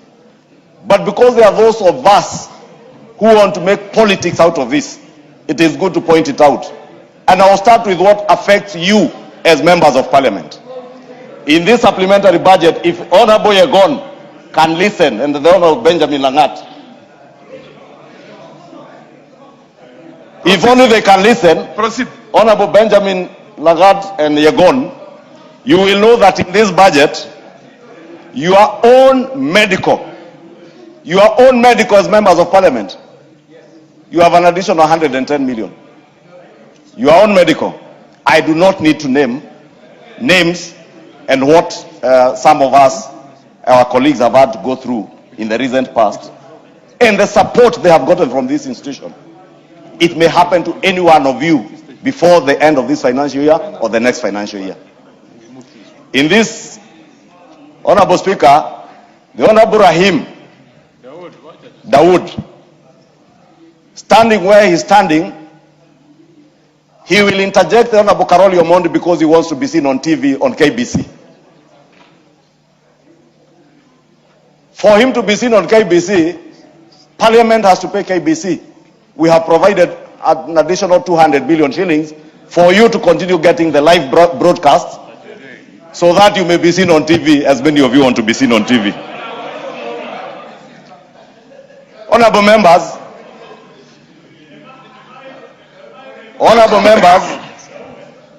many of you frequent the office of the clerk, the office of the speaker, the office of the leader of minority, leader of majority. Help me to access this or that trip. Those trips, you use Kenya Airways. In this budget, you have an additional 150 million shillings, 180 million shillings for pending bills to Kenya Airways, owed by Parliament. Owed by Parliament. In this budget, you have 100 million shillings for those of us, Honorable Speaker, who have offices at KICC, and you access your office without being fitted by anybody, even when Parliament has not paid your rent. We have provided for 100 million shillings to pay for your rent. Honorable Speaker, the people we represent, our children are going to sit for their grade 9 exams. Those who will be sitting for KCSE, the second last class, are sitting for their last exams this year. The second last class. We have provided money to NEC, 1.5 billion shillings, to do what? We have not paid our invigilators, we have not paid our examiners, we have not paid the police officers who escort those exams to ensure, and security people who ensure that those exams do not leak, to have a credible examination process. And yet, Honorable Speaker, we expect that this year we'll sit for exams, credible exams, if we have not paid our examiners and invigilators and security teams that we have not paid in the last year. Honorable Speaker, we all pontificate whenever we speak, all of us, whether here, whether in funerals, whether in political rallies, on the need to address the question of joblessness and lack of employment for millions of our youth who are ravaging out there in poverty. The greatest responsibility we have as leaders is to make sure that since we pride ourselves in the National Assembly as a budget-making house, the people with the power of the purse, we use that power to ensure that we are providing resources that will create at least, even if it is one job of a Kenyan who had no job, it is good enough. Even one job. The Nyota program, Honorable Speaker, is supporting not just the growth of entrepreneurship in our country, but creating jobs in a manner many of us who are well endowed may not understand. That 20,000 shillings, 22, 25, 30,000 shillings can change the life and livelihood of an entire family, leave alone an individual. We have provided 5.7 billion shillings for the Nyota program in this. That is the money you see that is split between the State Department for MSMEs and the Youth Department. Honorable Speaker, sports stadia. I don't even want to dwell on the politics that the Honorable Karoli Omondi wanted to bring, including saying the Nairobi University had their own figures, as if the Nairobi University is a procurement authority. Honorable Speaker, Talanta Stadium, for those of you who fly, if you listen to your captains, they have been referring to the monastery in their geographical coordinates as you come to land in Nairobi. Today, I hear them referring, especially as you approach Wilson, because one of the runways is closed, the one that faces where the monastery is, they are now referring to the new landmark in the city and in the country and in East Africa and Africa as a continent, Talanta Raila Odinga International Stadium. This Raila Odinga Stadium that the Honorable Karoli Omondi does not want to hear anything to do with because it is named after Raila Odinga. A great man, a great statesman. This Talanta Stadium, under appropriations in aid, appropriations in aid, Honorable Speaker, I know some may not conceptualize what appropriations in aid is. Under appropriations in aid from the sports fund, we are allowing them a further 4.1 billion for sports stadia. Honorable Speaker, this supplementary budget, as I said yesterday, also realigns areas where people may not be able, or a State Department may not be able to absorb everything. And if you look at it, there is a reduction of about 700 million to align the budget with actual institutional requirements. 1.8 billion is coming from the contingency fund. Because when we budget, even the budget that we just did for the next financial year, the Honorable Sam Matandi will tell you, we provided for money in the contingency fund. What does this money do? If there is any budgeting that you did not provide for in the budget, you utilize that contingency fund to fund. Now we are taking 1.8 billion because we are coming to the close of the year.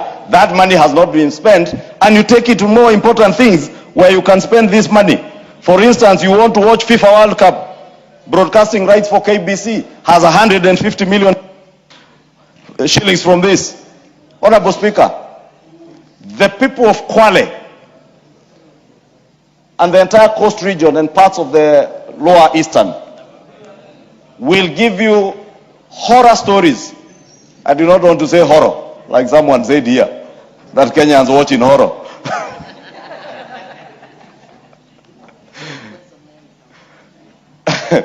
You know, Honorable Naomi Wako is saying it depends on where you come from. And the person who said Kenyans are watching in horror comes from Ranga, and I come from Kiambu, and we all speak the same language. Honorable Speaker, Mwache Dam development has 2.3 billion shillings. I was speaking about the horror stories that the people of the coast and parts of Lower Eastern can tell you. How mothers woke up as early as 4 a.m. in search of water. How communities spend 3/4 of their day looking for water. When this Mwache Dam is completed, finally completed, you will see the transformation that this will deliver to the people, not just of the coast, but our nation, because the coast region is also a very important tourist destination. Honorable Speaker, I decided to mention those things in detail, so that even as we politic, because we have a right also to politic, but let us also use this house to inform Kenyans the truth of what we are doing. And that is why I was at pain when I see a member shouting at another, just because you don't agree with what they are saying, and you don't dwell on the actual business of what the people of Kenya pay you to do. Because this is what we are paid to do. Honorable Speaker, I've heard some tell others, oh, you have not provided for this and that road. This is a second supplementary budget with, today is the 18th or 17th, I don't know. Today is the 18th. The end of the financial year is in another 12 days.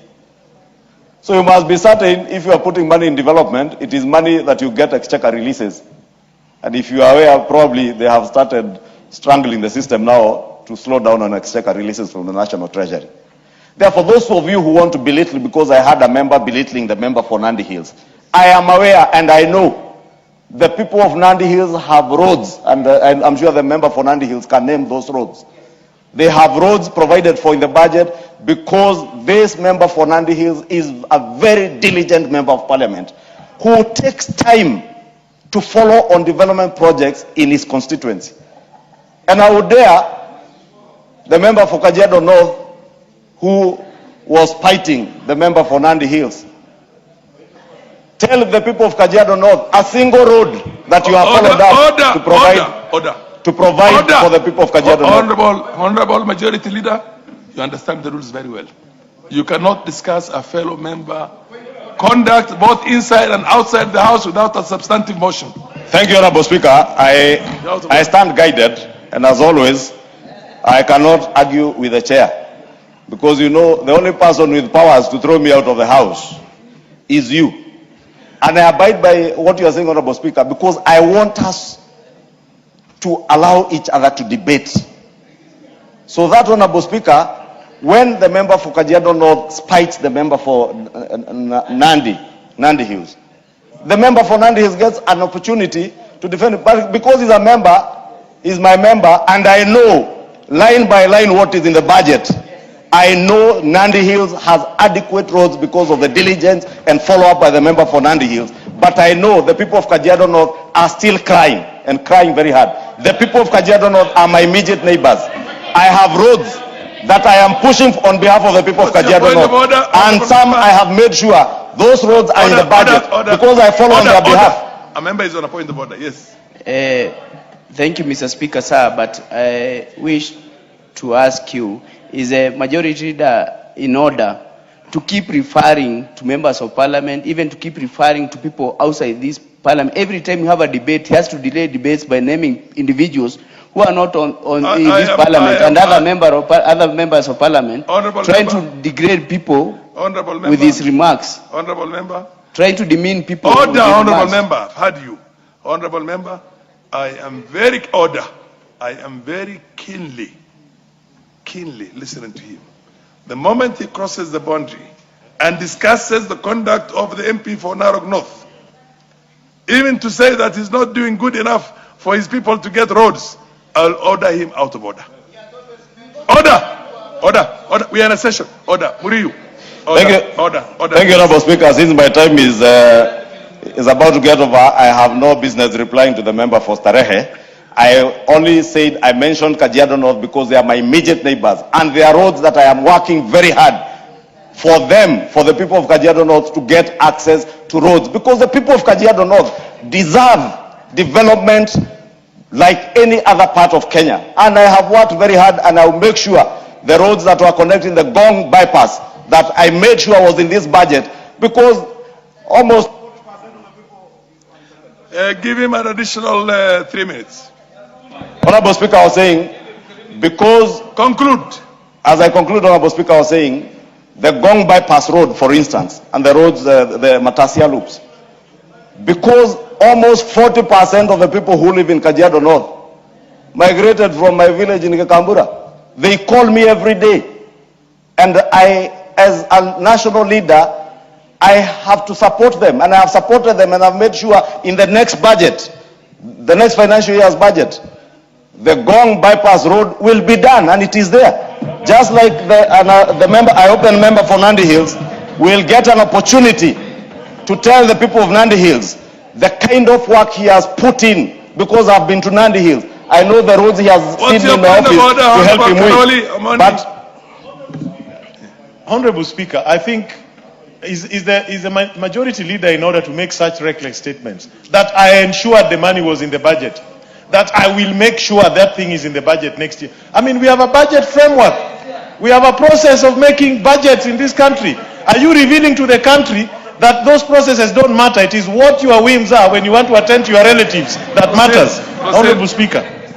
Honorable Speaker, that was unnecessary interjection that I have no time for. Because we all know, and we live in this country, we know how we do the budgets. You know, nothing will land on your table, nothing will land on the table if you are not a diligent member of parliament to be able to follow it up. You must make sure that you interact with the budget committee. You must make sure you interact with the state departments. That is why I am saying, Honorable Speaker,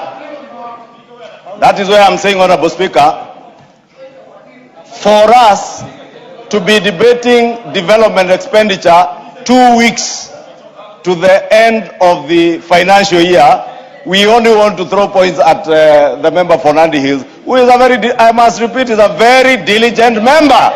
Very diligent. More diligent by another one who is very fond of pointing fingers at him. Whereas I am very busy working for the people of Kenya. And I will continue to ensure even the people of Suba South get roads, they get access to electricity, because they are Kenyans and they deserve. And the Cabinet Secretary for the National Treasury, as much as it hurts one of us, he is an expert par excellence, given to us by ODM. And the expert from Suba South, the Honorable John Buddy, as much as it is painful to one of us here, he is doing a great job in ensuring that development is there across the country and there is inclusivity. Finally, Honorable Speaker, on State House budget. On State House budget, because that's the other thing I've had people try to make.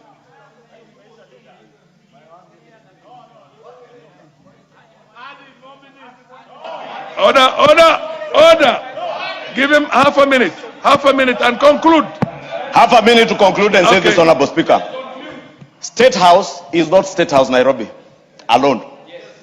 We are all aware we have done a number of state lodges across the country, including the people for Wajir in the northern Kenya. People who felt excluded from Kenya. That people are saying, you are welcomed as a Kenyan, and we have a president who has opened State House to everybody. Not just some top people. Anybody can go to State House and sit with their leader. And so we have to budget for it. Honorable Majority Leader.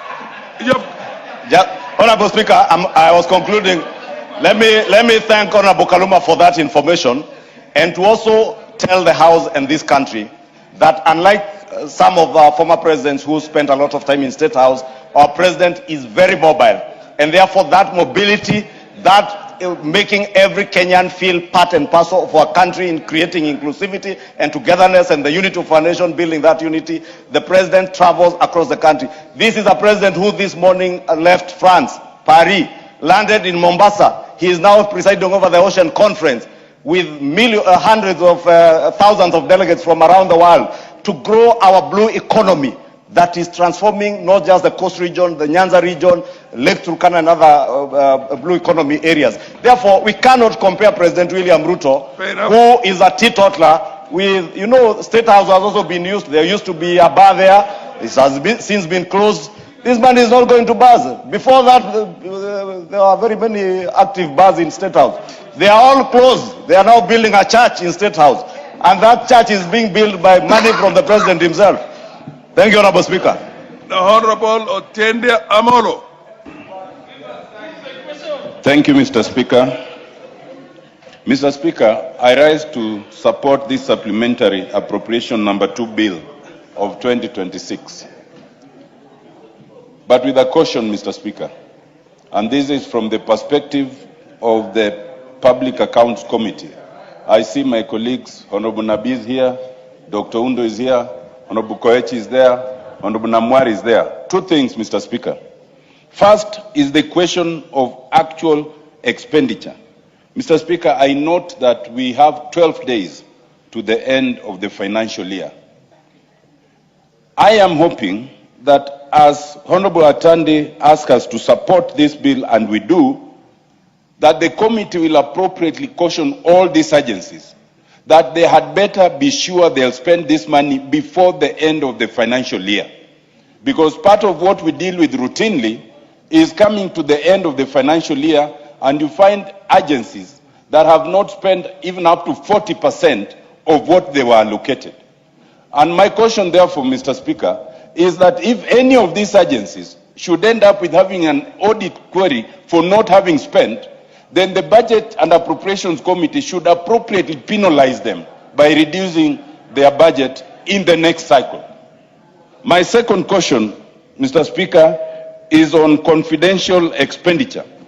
Mr. Speaker, I note that half of this supplementary budget, that's about 6 billion, goes to 3 agencies that usually have confidential expenditure. That is State House, 1 billion, Internal Security, 1.5 billion, and National Intelligence, 3.5 billion, about 50%.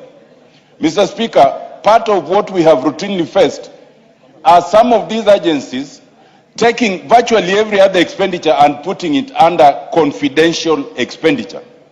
And the reason is, they say Treasury has not updated or revised the regulations to indicate what is confidential expenditure and what is not confidential expenditure. Mr. Speaker, I want to urge the Finance and National Planning Committee, in conjunction with the Budget Committee. Order, Honorable Lieutenant. Some Honorable Kaluma is on a point of order. Honorable Speaker, I never interrupt on Guamolo, but there is constant mention of confidential vote through the presentations, and it is a very sensitive issue. If I remember, the idea of confidential votes was abolished last year. Could Honorable Amolo mention to us this confidential vote that is referring to, and which the members are referring to, so that we can make a decision with knowledge around it? Because so far as I'm aware, there is no confidential vote here. Mr. Speaker, if that was a point of order, then I do not know under which standing order it arises, because that is a contribution. No. Mr. Speaker, I want to tell you. I want to tell you. Order.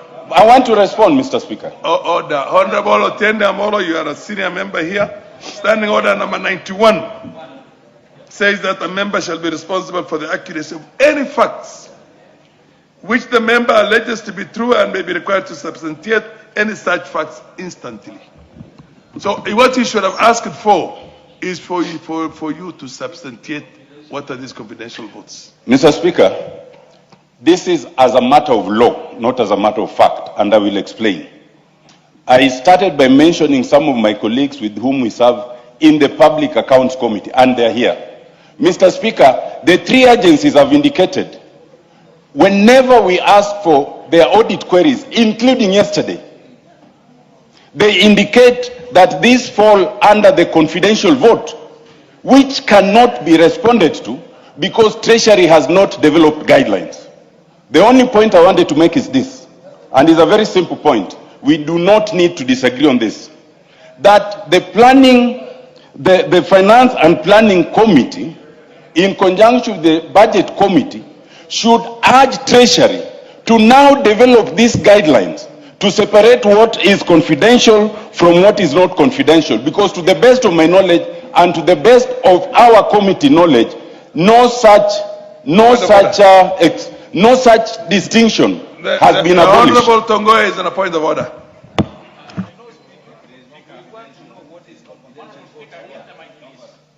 That's what I want to. Honorable Speaker, I want to be very factual, and I respect our senior counsel there. If you'll be keen to look into those specifications, there is nothing like confidential. It is either in the Ministry of Interior, it is indicated security operation, which is totally opposite and different from security operation, confidential. In the State House as well, yes, in the State House as well, it is just other operating expenses. It's nothing like confidential. So let's not mislead the House, let's not misinform the country. Those are not confidential, and should be clear as that. There is no confidential point. You can only rise on a point of order if there's an active member on the floor. So wait until Honorable Otiende Amolo resumes his debate, and then you can rise on a point. Proceed, Honorable Otiende Amolo.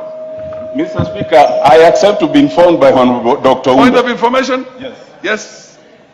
Honorable Speaker, we are responsible members of Parliament.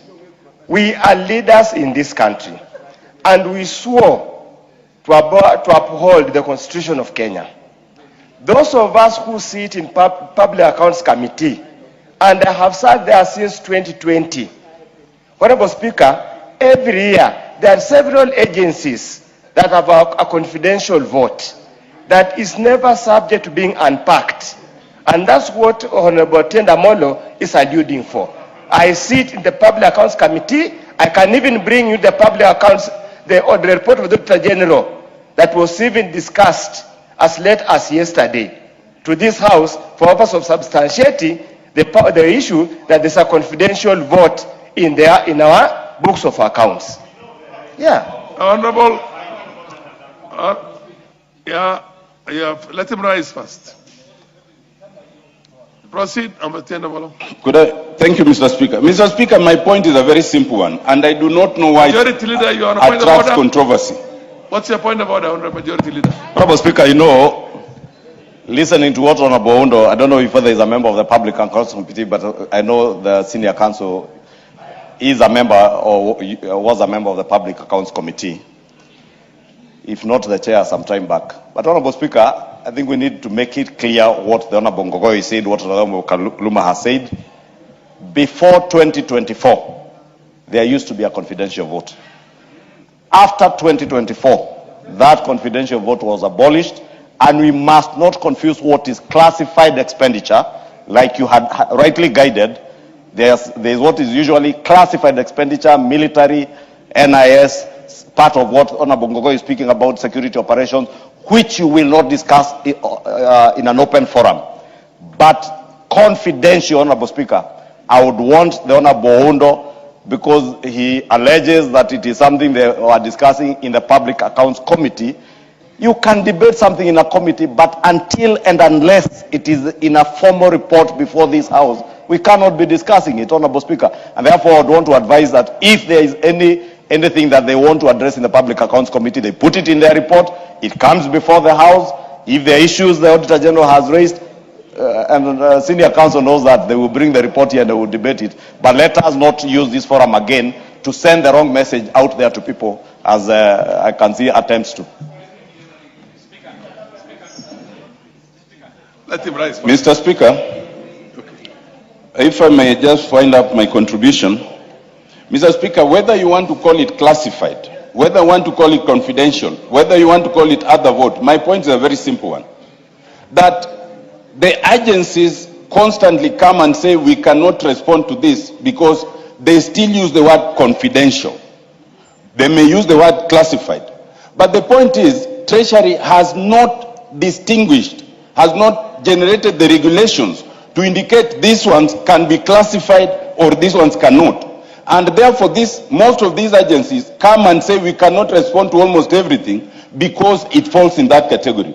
All I'm saying is that it behoves us as a House to work with Treasury to create that distinction.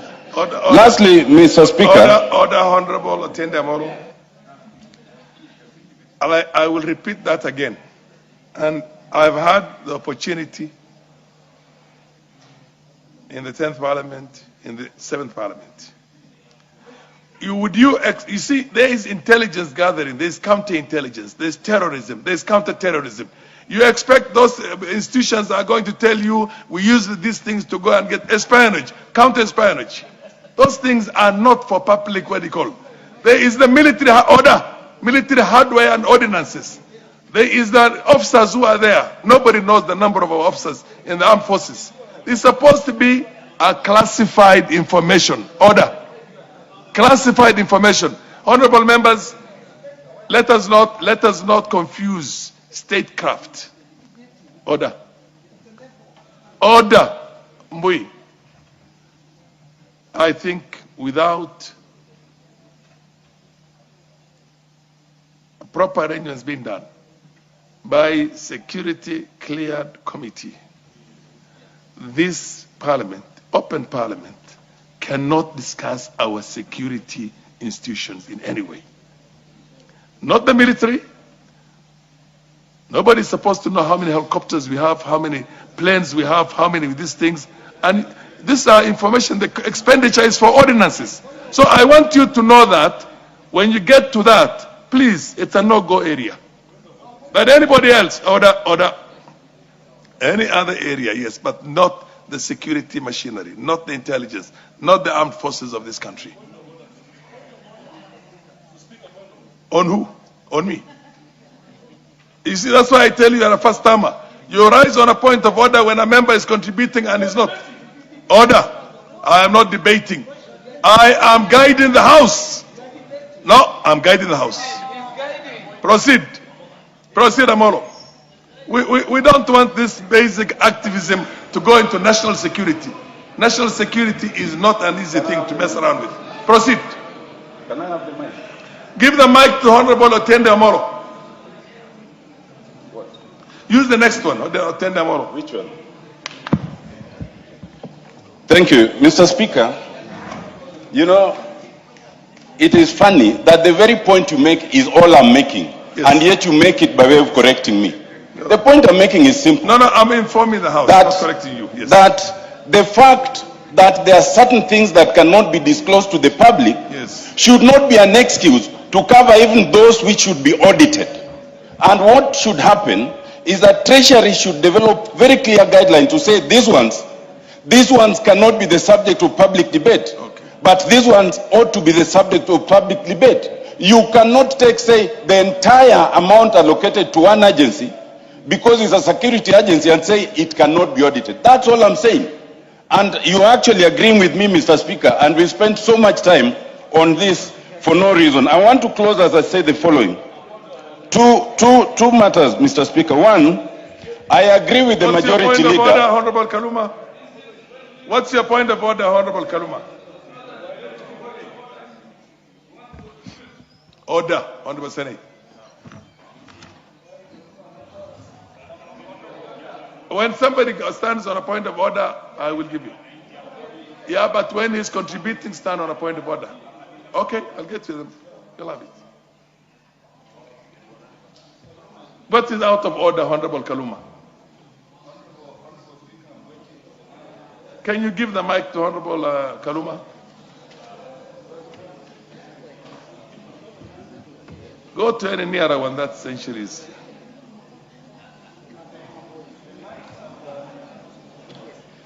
Come to the front.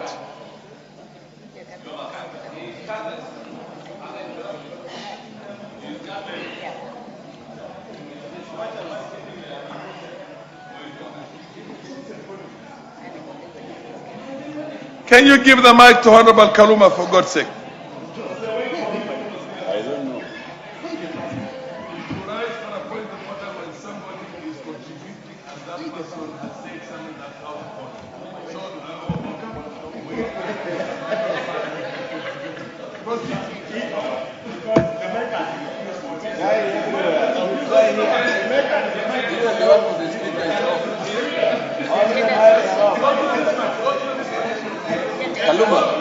Kaluma, there's a mic here. They have a point of order, so I'm waiting.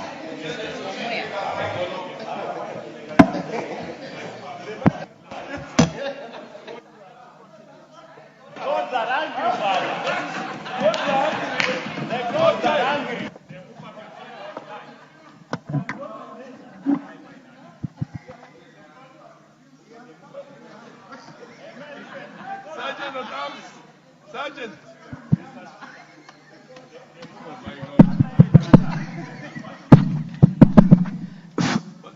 Honorable Speaker, the Honorable Otiende Amolo raises the good point that if there are confidential votes, then we should have a regulation around them.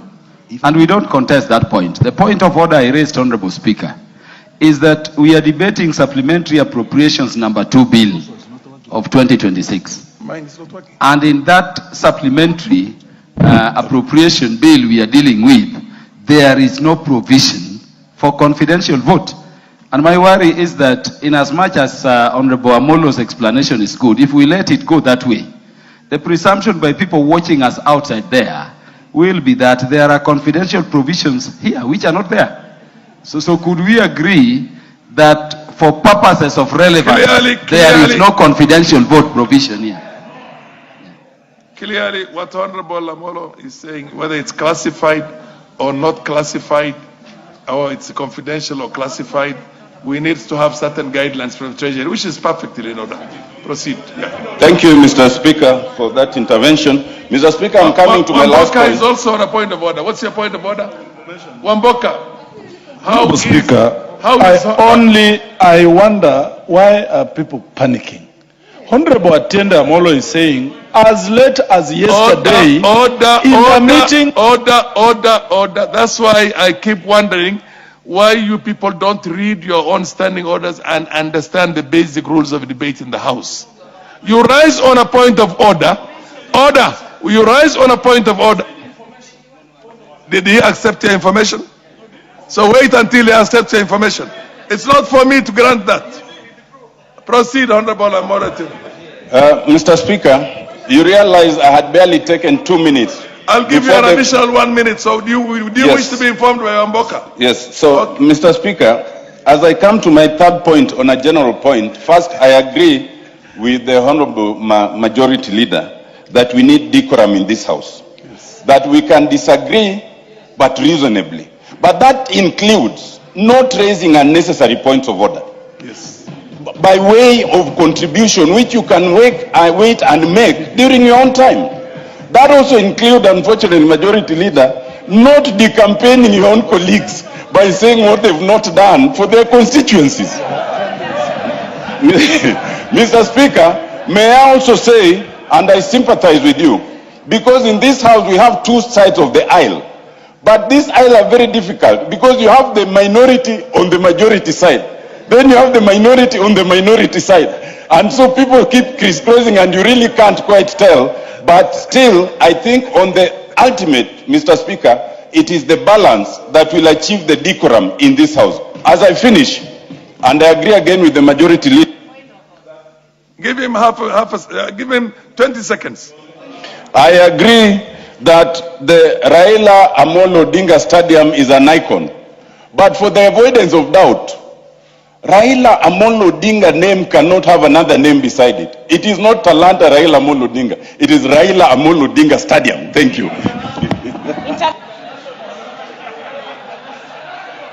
Honorable members, order. The opportunity now belongs to the newly elected member of parliament for Emurua Dikir. The rules are very clear. He is not to be interrupted at all. Yes. He's making his maiden speech. Yes. Proceed. Thank you, Mr. Speaker, sir. Thank you for granting me this opportunity to make my maiden speech in this honorable House. I rise today with profound humility and deep gratitude as the duly elected member of parliament for Emurua Dikir constituency following the by-election held on 14th May 2026 under the United Democratic Alliance Party. First and foremost, I thank the Almighty God for His grace. I also thank the people of Emurua Dikir for the confidence and trust they bestowed upon me. Proceed. Yeah. As some might be aware, this was my fourth attempt seeking the mandate to serve my people. And standing here today is a testimony that determination, patience, and faith can indeed reward. I remain deeply humbled by the overwhelming support from all corners of our constituency, from Mogondo to Alalmasani, Ilkerin to Kapsasian, and every village in between. I equally thank the UDA party leadership, our party leader, His Excellency President Dr. William Samoei Ruto, my family, friends, campaign team, council of elders, religious leaders, and every supporter who stood with me in votes, prayer, and encouragement during this historic journey. And even to those who did not vote for me, I'll be a leader to all. Mr. Speaker, sir, as I stand here today, I do so in shadow of immense sorrow following the tragic loss of our beloved leader, the late Honorable Johana Ngeno, who lost his life in the unfortunate helicopter crash on 28 February 2026. Honorable member, I am made to understand that you did have an opportunity yesterday to address the House, although you're doing it on the issue of the late Conchela. But that was your maiden moment. Nonetheless, the chair will give you an opportunity, but you must intersperse it with contribution on the order paper today. Proceed. Okay. Well guided. We lost a fearless leader, a patriot, and a servant of the people who dedicated his life to fighting for the dignity and progress of our constituency. May his soul continue resting in peace. Mr. Speaker, sir, I do not come here to replace Honorable Johana Ngeno, for no one can replace him. Rather, I come to continue the journey we began together as comrades in the year 2007, when the quest to carve out a Murwa Digir from Kilgoris constituency began. By 2013, we had already succeeded to have our own constituency as a people. And so I honor this legacy through service, humility, and commitment to the people he loved dearly. I pledge to carry forward his dream and for a better Emurwa Digir, and to ensure that his vision does not die with him. Many honorable members who attended the burial of our departed leader had an opportunity to interact with the people of Emurwa Digir and witness both the progress made and the opportunities that still exist for further development within our constituency. Indeed, we appreciate the strides that have been made over the years in the sectors of road infrastructure, education, rural electrification, agriculture, and establishment of important public institutions across our constituency. However, as the youngest and growing constituency, there remains a need for continued investment to expand road network, a matter on which I am already engaging relevant authorities. Mr. Speaker, sir, there is a need to improve access to clean and reliable water, enhance electricity connectivity to the last mile, strengthen agricultural support programs for our farmers. Mr. Speaker, I dream of schools where every child can learn in dignity and compete equally with children from other parts of Kenya. On healthcare, I am committed to working closely with the county government of Narok and relevant national agencies to ensure our health facilities, including Emurwa Digir Level 4 Hospital, are well equipped, adequately staffed, and fully operational to serve our people effectively. Mr. Speaker, sir, the greatest strength of Emurwa Digir is its people. They are resilient, industrious, and hardworking citizens whose potential, if well supported, can greatly contribute to both our local and national economy. I look forward to working with various stakeholders to open more economic and employment opportunities for our youth across the 4 wards. Mr. Speaker, while acknowledging my legislative roles as per Constitution, particularly Articles 94 and 95, I undertake to exercise firm oversight over NGCDF to ensure that every cent allocated to Emurwa Digir serves the intended purpose. I also commit myself to ensuring fairness, transparency, and equity in allocation of bursaries, so that no deserving child misses education because of poverty, discrimination, or discrimination. As I conclude, Mr. Speaker, sir, I wish to acknowledge the resilience, strength, determination of the people of Emurua Dikirr. For years, our people have endured hardship, marginalization, and neglect, yet they have never lost hope. Today, they look to this house with renewed optimism, and their voices shall finally be heard and their challenges addressed. I promise the people of Emurua Dikirr that I shall serve them faithfully, protect their interests fearlessly, and I commit to being unifying factor in our bid to transform our constituency into a beacon of progress and opportunity. As I conclude, Mr. Speaker, sir, I want to thank the following members of Parliament who came to support me way back in 2017, led by Majority Leader Kimani Ichung'wah, Honorable Tongoyo, Honorable Kibagendi, Honorable Ngogoyo, Honorable Parejo, Honorable Tongei Rebecca, among many others. Although I found Honorable Kibagendi and Ngogoyo not support the government, I would wish them to cross the floor to support the government of the day. May God bless Emurua Dikirr and may God bless Kenya. Thank you so much.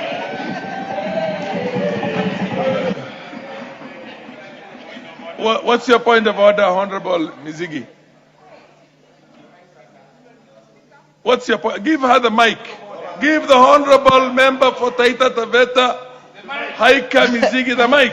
Thank you, Mr. Speaker. And Mr. Speaker, I stand at the standing orders 95.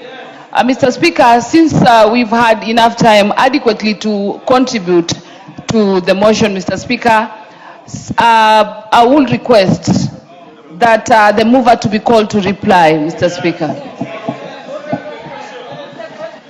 Honorable members, I know. Order. Honorable members, let's have order. Take the nearest seat, honorable member. Order.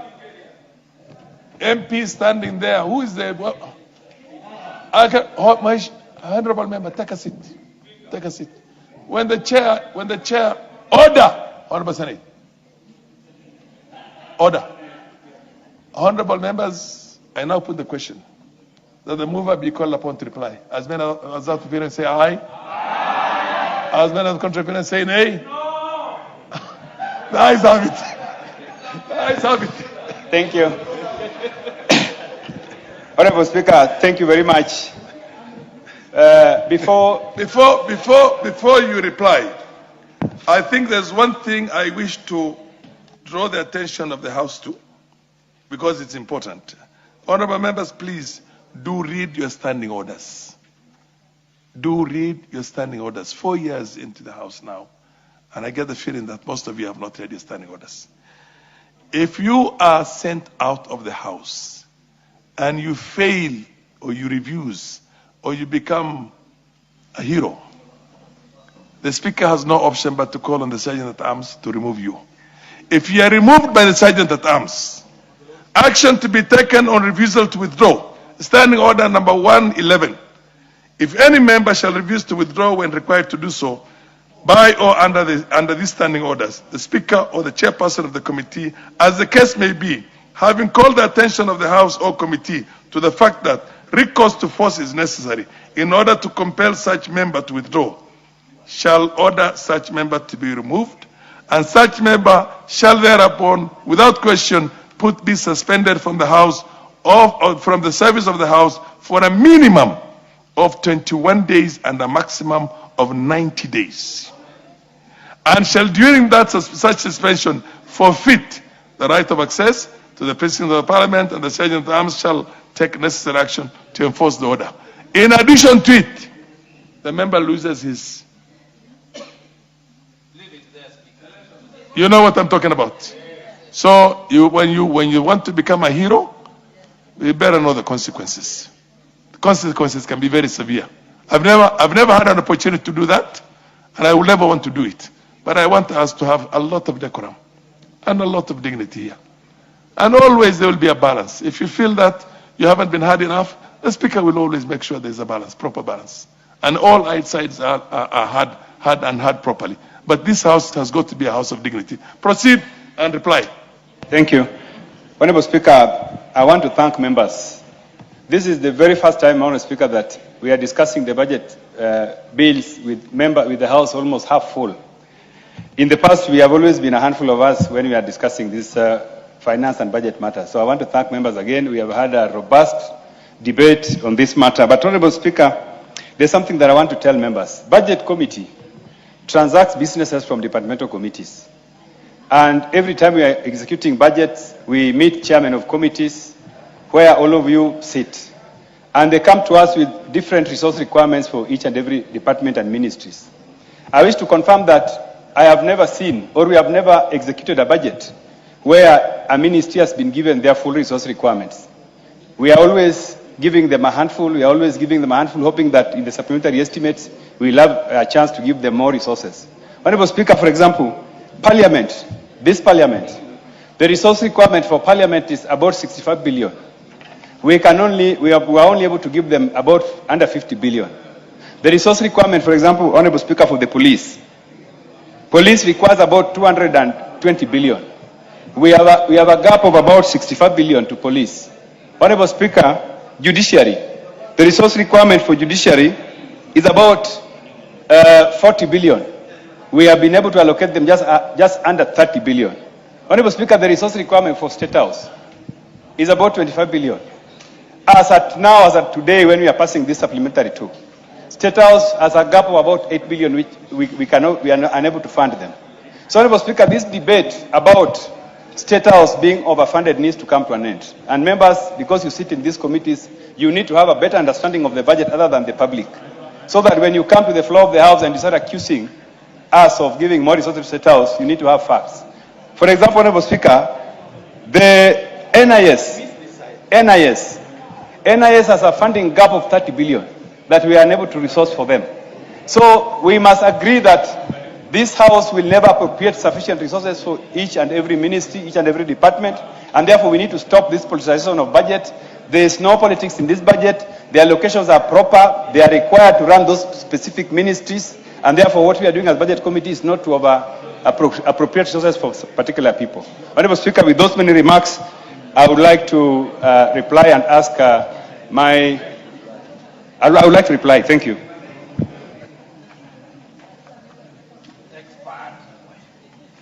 Order. Honorable members, I now put the question that the supplementary appropriation number 2 bill, National Assembly Bill number 38 of 2026 be now read a second time.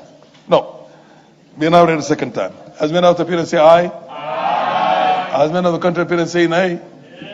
The ayes have it. Honorable members, we have a supplement. Oh, proceed first. A bill for an act of parliament to authorize the issue of certain sums of money out of the consolidated fund and the application towards the service of the year ending on the 30th June 2026 and to appropriate those sums for certain public services and purposes. Honorable members, we have a supplementary order paper. And now we are going to order number 9, Roman 1. Order number 9, Roman 2 is deferred to an appropriate date, time in the future. Date and time in the future. And now we're going into committee. Order number 9, Committee of the Whole House. Honorable members, Mr. Speaker.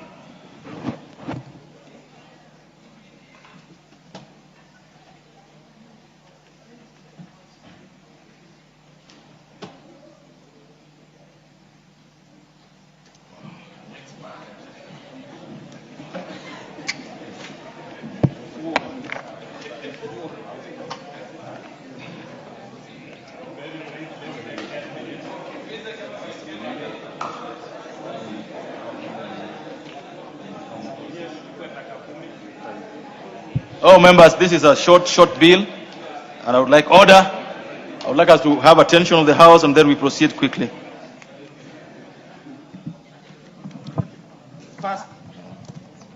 All members, you are now in the Committee of the Whole House, considering the supplementary appropriation number 2, National Assembly Bill number 38 of 2026. First schedule. All members, Members, I propose the question that the first schedule be the schedule of the bill. Is there an amendment? Chairperson, schedule. The first schedule. I would like to move that clause 2 of the bill. Order. We're on the first schedule. No, there's no amendment. The amendment? There's no amendment. No, just a minute, please.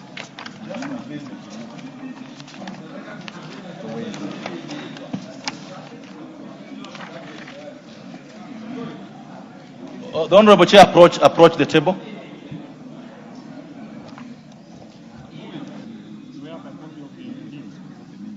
We have a, do you have an extra copy? We have a supplementary order paper, so Chairperson, please move the amendment to the first schedule. Order. The supplementary one. Chair, we don't have copy of the Go ahead. I would like to move that the first schedule to the bill be deleted and replaced with the following new schedule, which is in the order paper. Thank you. All members, I propose the question that the first schedule of the bill be amended as proposed by the Chair, Budget Appropriation Committee. I now put the question to all members that the first schedule of the bill be amended as proposed by the Chairperson of the BSC Committee. Will as another opinion say aye? Will as another opinion say nay? Ayes have it. I now put the question to members that the first schedule as amended be part of the bill. Will as many of that opinion say aye? Will as many of that opinion say nay? Ayes have it. Second schedule. Members, I propose the question that the second schedule be the second schedule of the bill. Honorable Chair. I would like to move that the second schedule to the bill be amended and replaced with the following new schedule, which is here in the bill, in the order paper. All members, I propose the question, therefore, that the second schedule be amended as proposed by the Chair of the BSC. I put the question that the second schedule be amended as proposed by the Chair of the Budget Appropriation Committee. Will as another opinion say aye? Will as many of the opinion say nay? Ayes have it. I now put the question that the second schedule as amended be part of the bill. Will as many of the opinion say aye? Will as many of the opinion say nay? Ayes have it. Clause 5. All members, I propose the question that clause 5 be part of the bill. Honorable Chair. I would like to move that clause 5 of the bill be amended by inserting the expression R1152 immediately after the expression R11071. All members, I propose the question that clause 5 be amended as proposed by the Chairperson of the Budget Appropriation Committee. I now put the question, members, that clause 5 be amended as proposed by the Chairperson of the BSC Committee. Will as another opinion say aye? Will as another opinion say nay? Ayes have it. Members, I now put the question, therefore, that clause 5 as amended be part of the bill. Will as another opinion say aye? Will as another opinion say nay? Ayes have it. Clauses 3 and 4. All members, I propose a question that clauses 3 and 4 be part of the bill. There being no amendment, I now put the question that clauses 3 and 4 be part of the bill. Will as another opinion say aye? Will as another opinion say nay? Ayes have it. Clause 2. All members, I propose a question that clause 2 be part of the bill. Honorable Chair.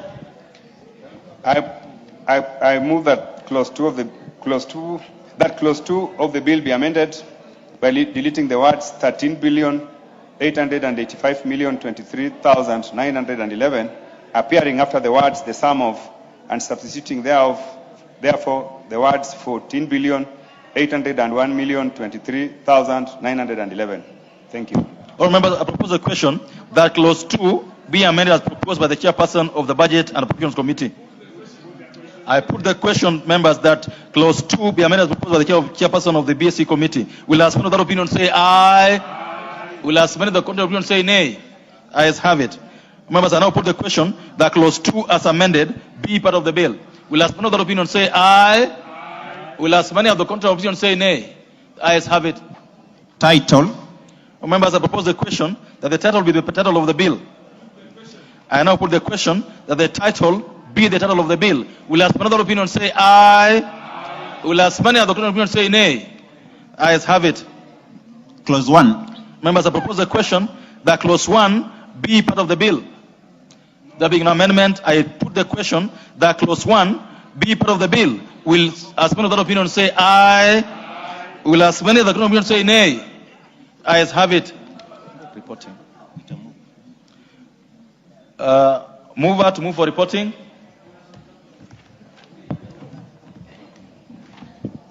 Honorable Chairperson, I beg to move that the committee do report to the House its consideration of the supplementary appropriation number 2 bill, National Assembly Bill number 38 of 2026, and its approval thereof with amendments. Oh, members, I had put the question, which is that the committee do report to the House its consideration of the supplementary appropriations Bill number 2, National Assembly Bill number 38 of 2026, and its approval thereof with amendments. Will as many other opinion say aye? Will as many other opinion say nay? Ayes have it. Members on the aisle. You're standing for reporting, members. You should call the speaker. Mr. Speaker.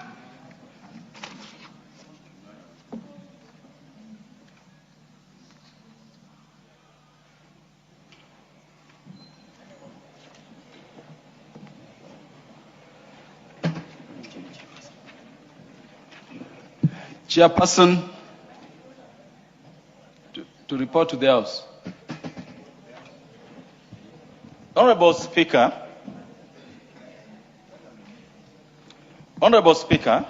I beg to report that the Committee of the Whole House has considered the supplementary appropriations number 2, National Assembly Bill number 38 of 2026, and approved the same with amendments. The mover to move agreement with the report. Honorable Speaker, I beg to move that the House do agree with the committee in the said report. I also request the Honorable the Vice Chairman of Budget and Appropriations Committee to second the motion for agreement with the report on the Committee of the Whole House. Honorable Pukose. Honorable Speaker, I second. Yeah, honorable members, I propose the question that the House do agree with the committee in the said report. Is it the mood of the House that I put the question?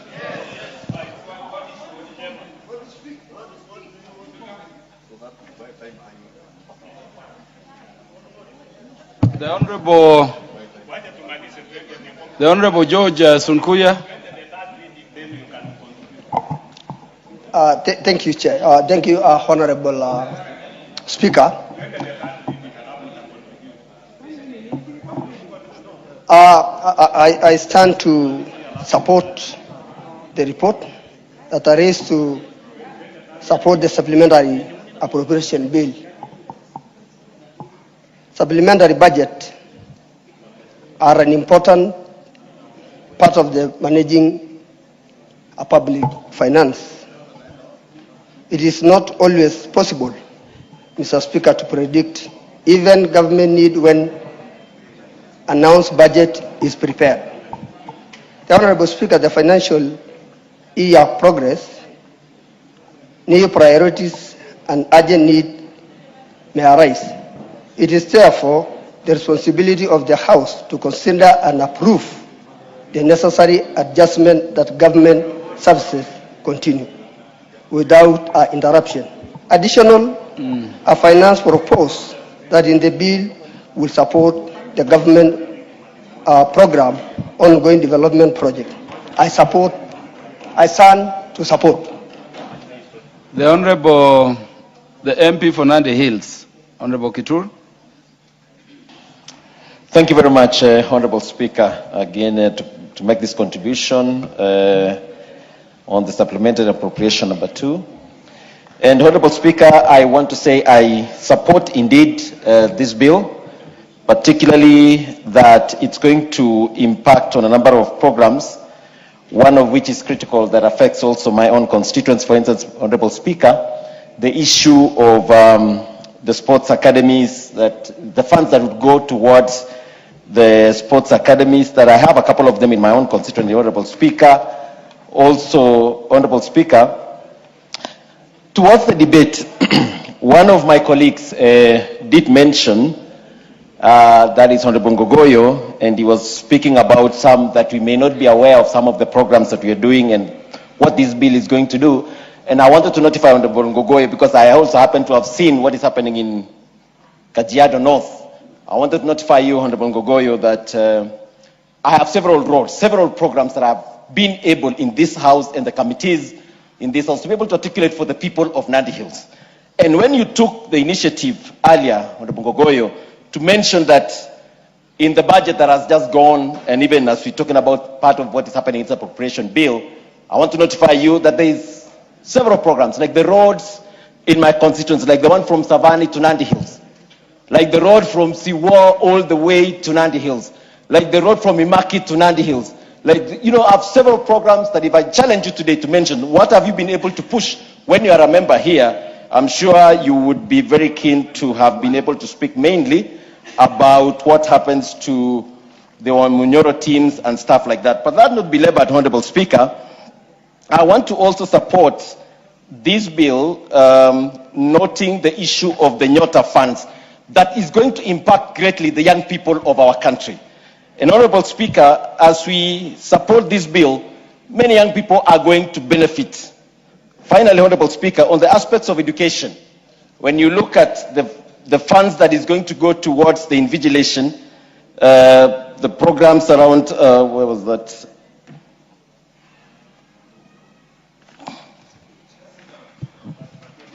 Now, Honorable Speaker, let me mention this then before I sit down. The issue of the ICT, the ICT committee, Honorable Speaker, and one of the things that had come to our committee was the issue of the 150 million shillings that is meant to support the KBC to be able to broadcast the FIFA World Cup games.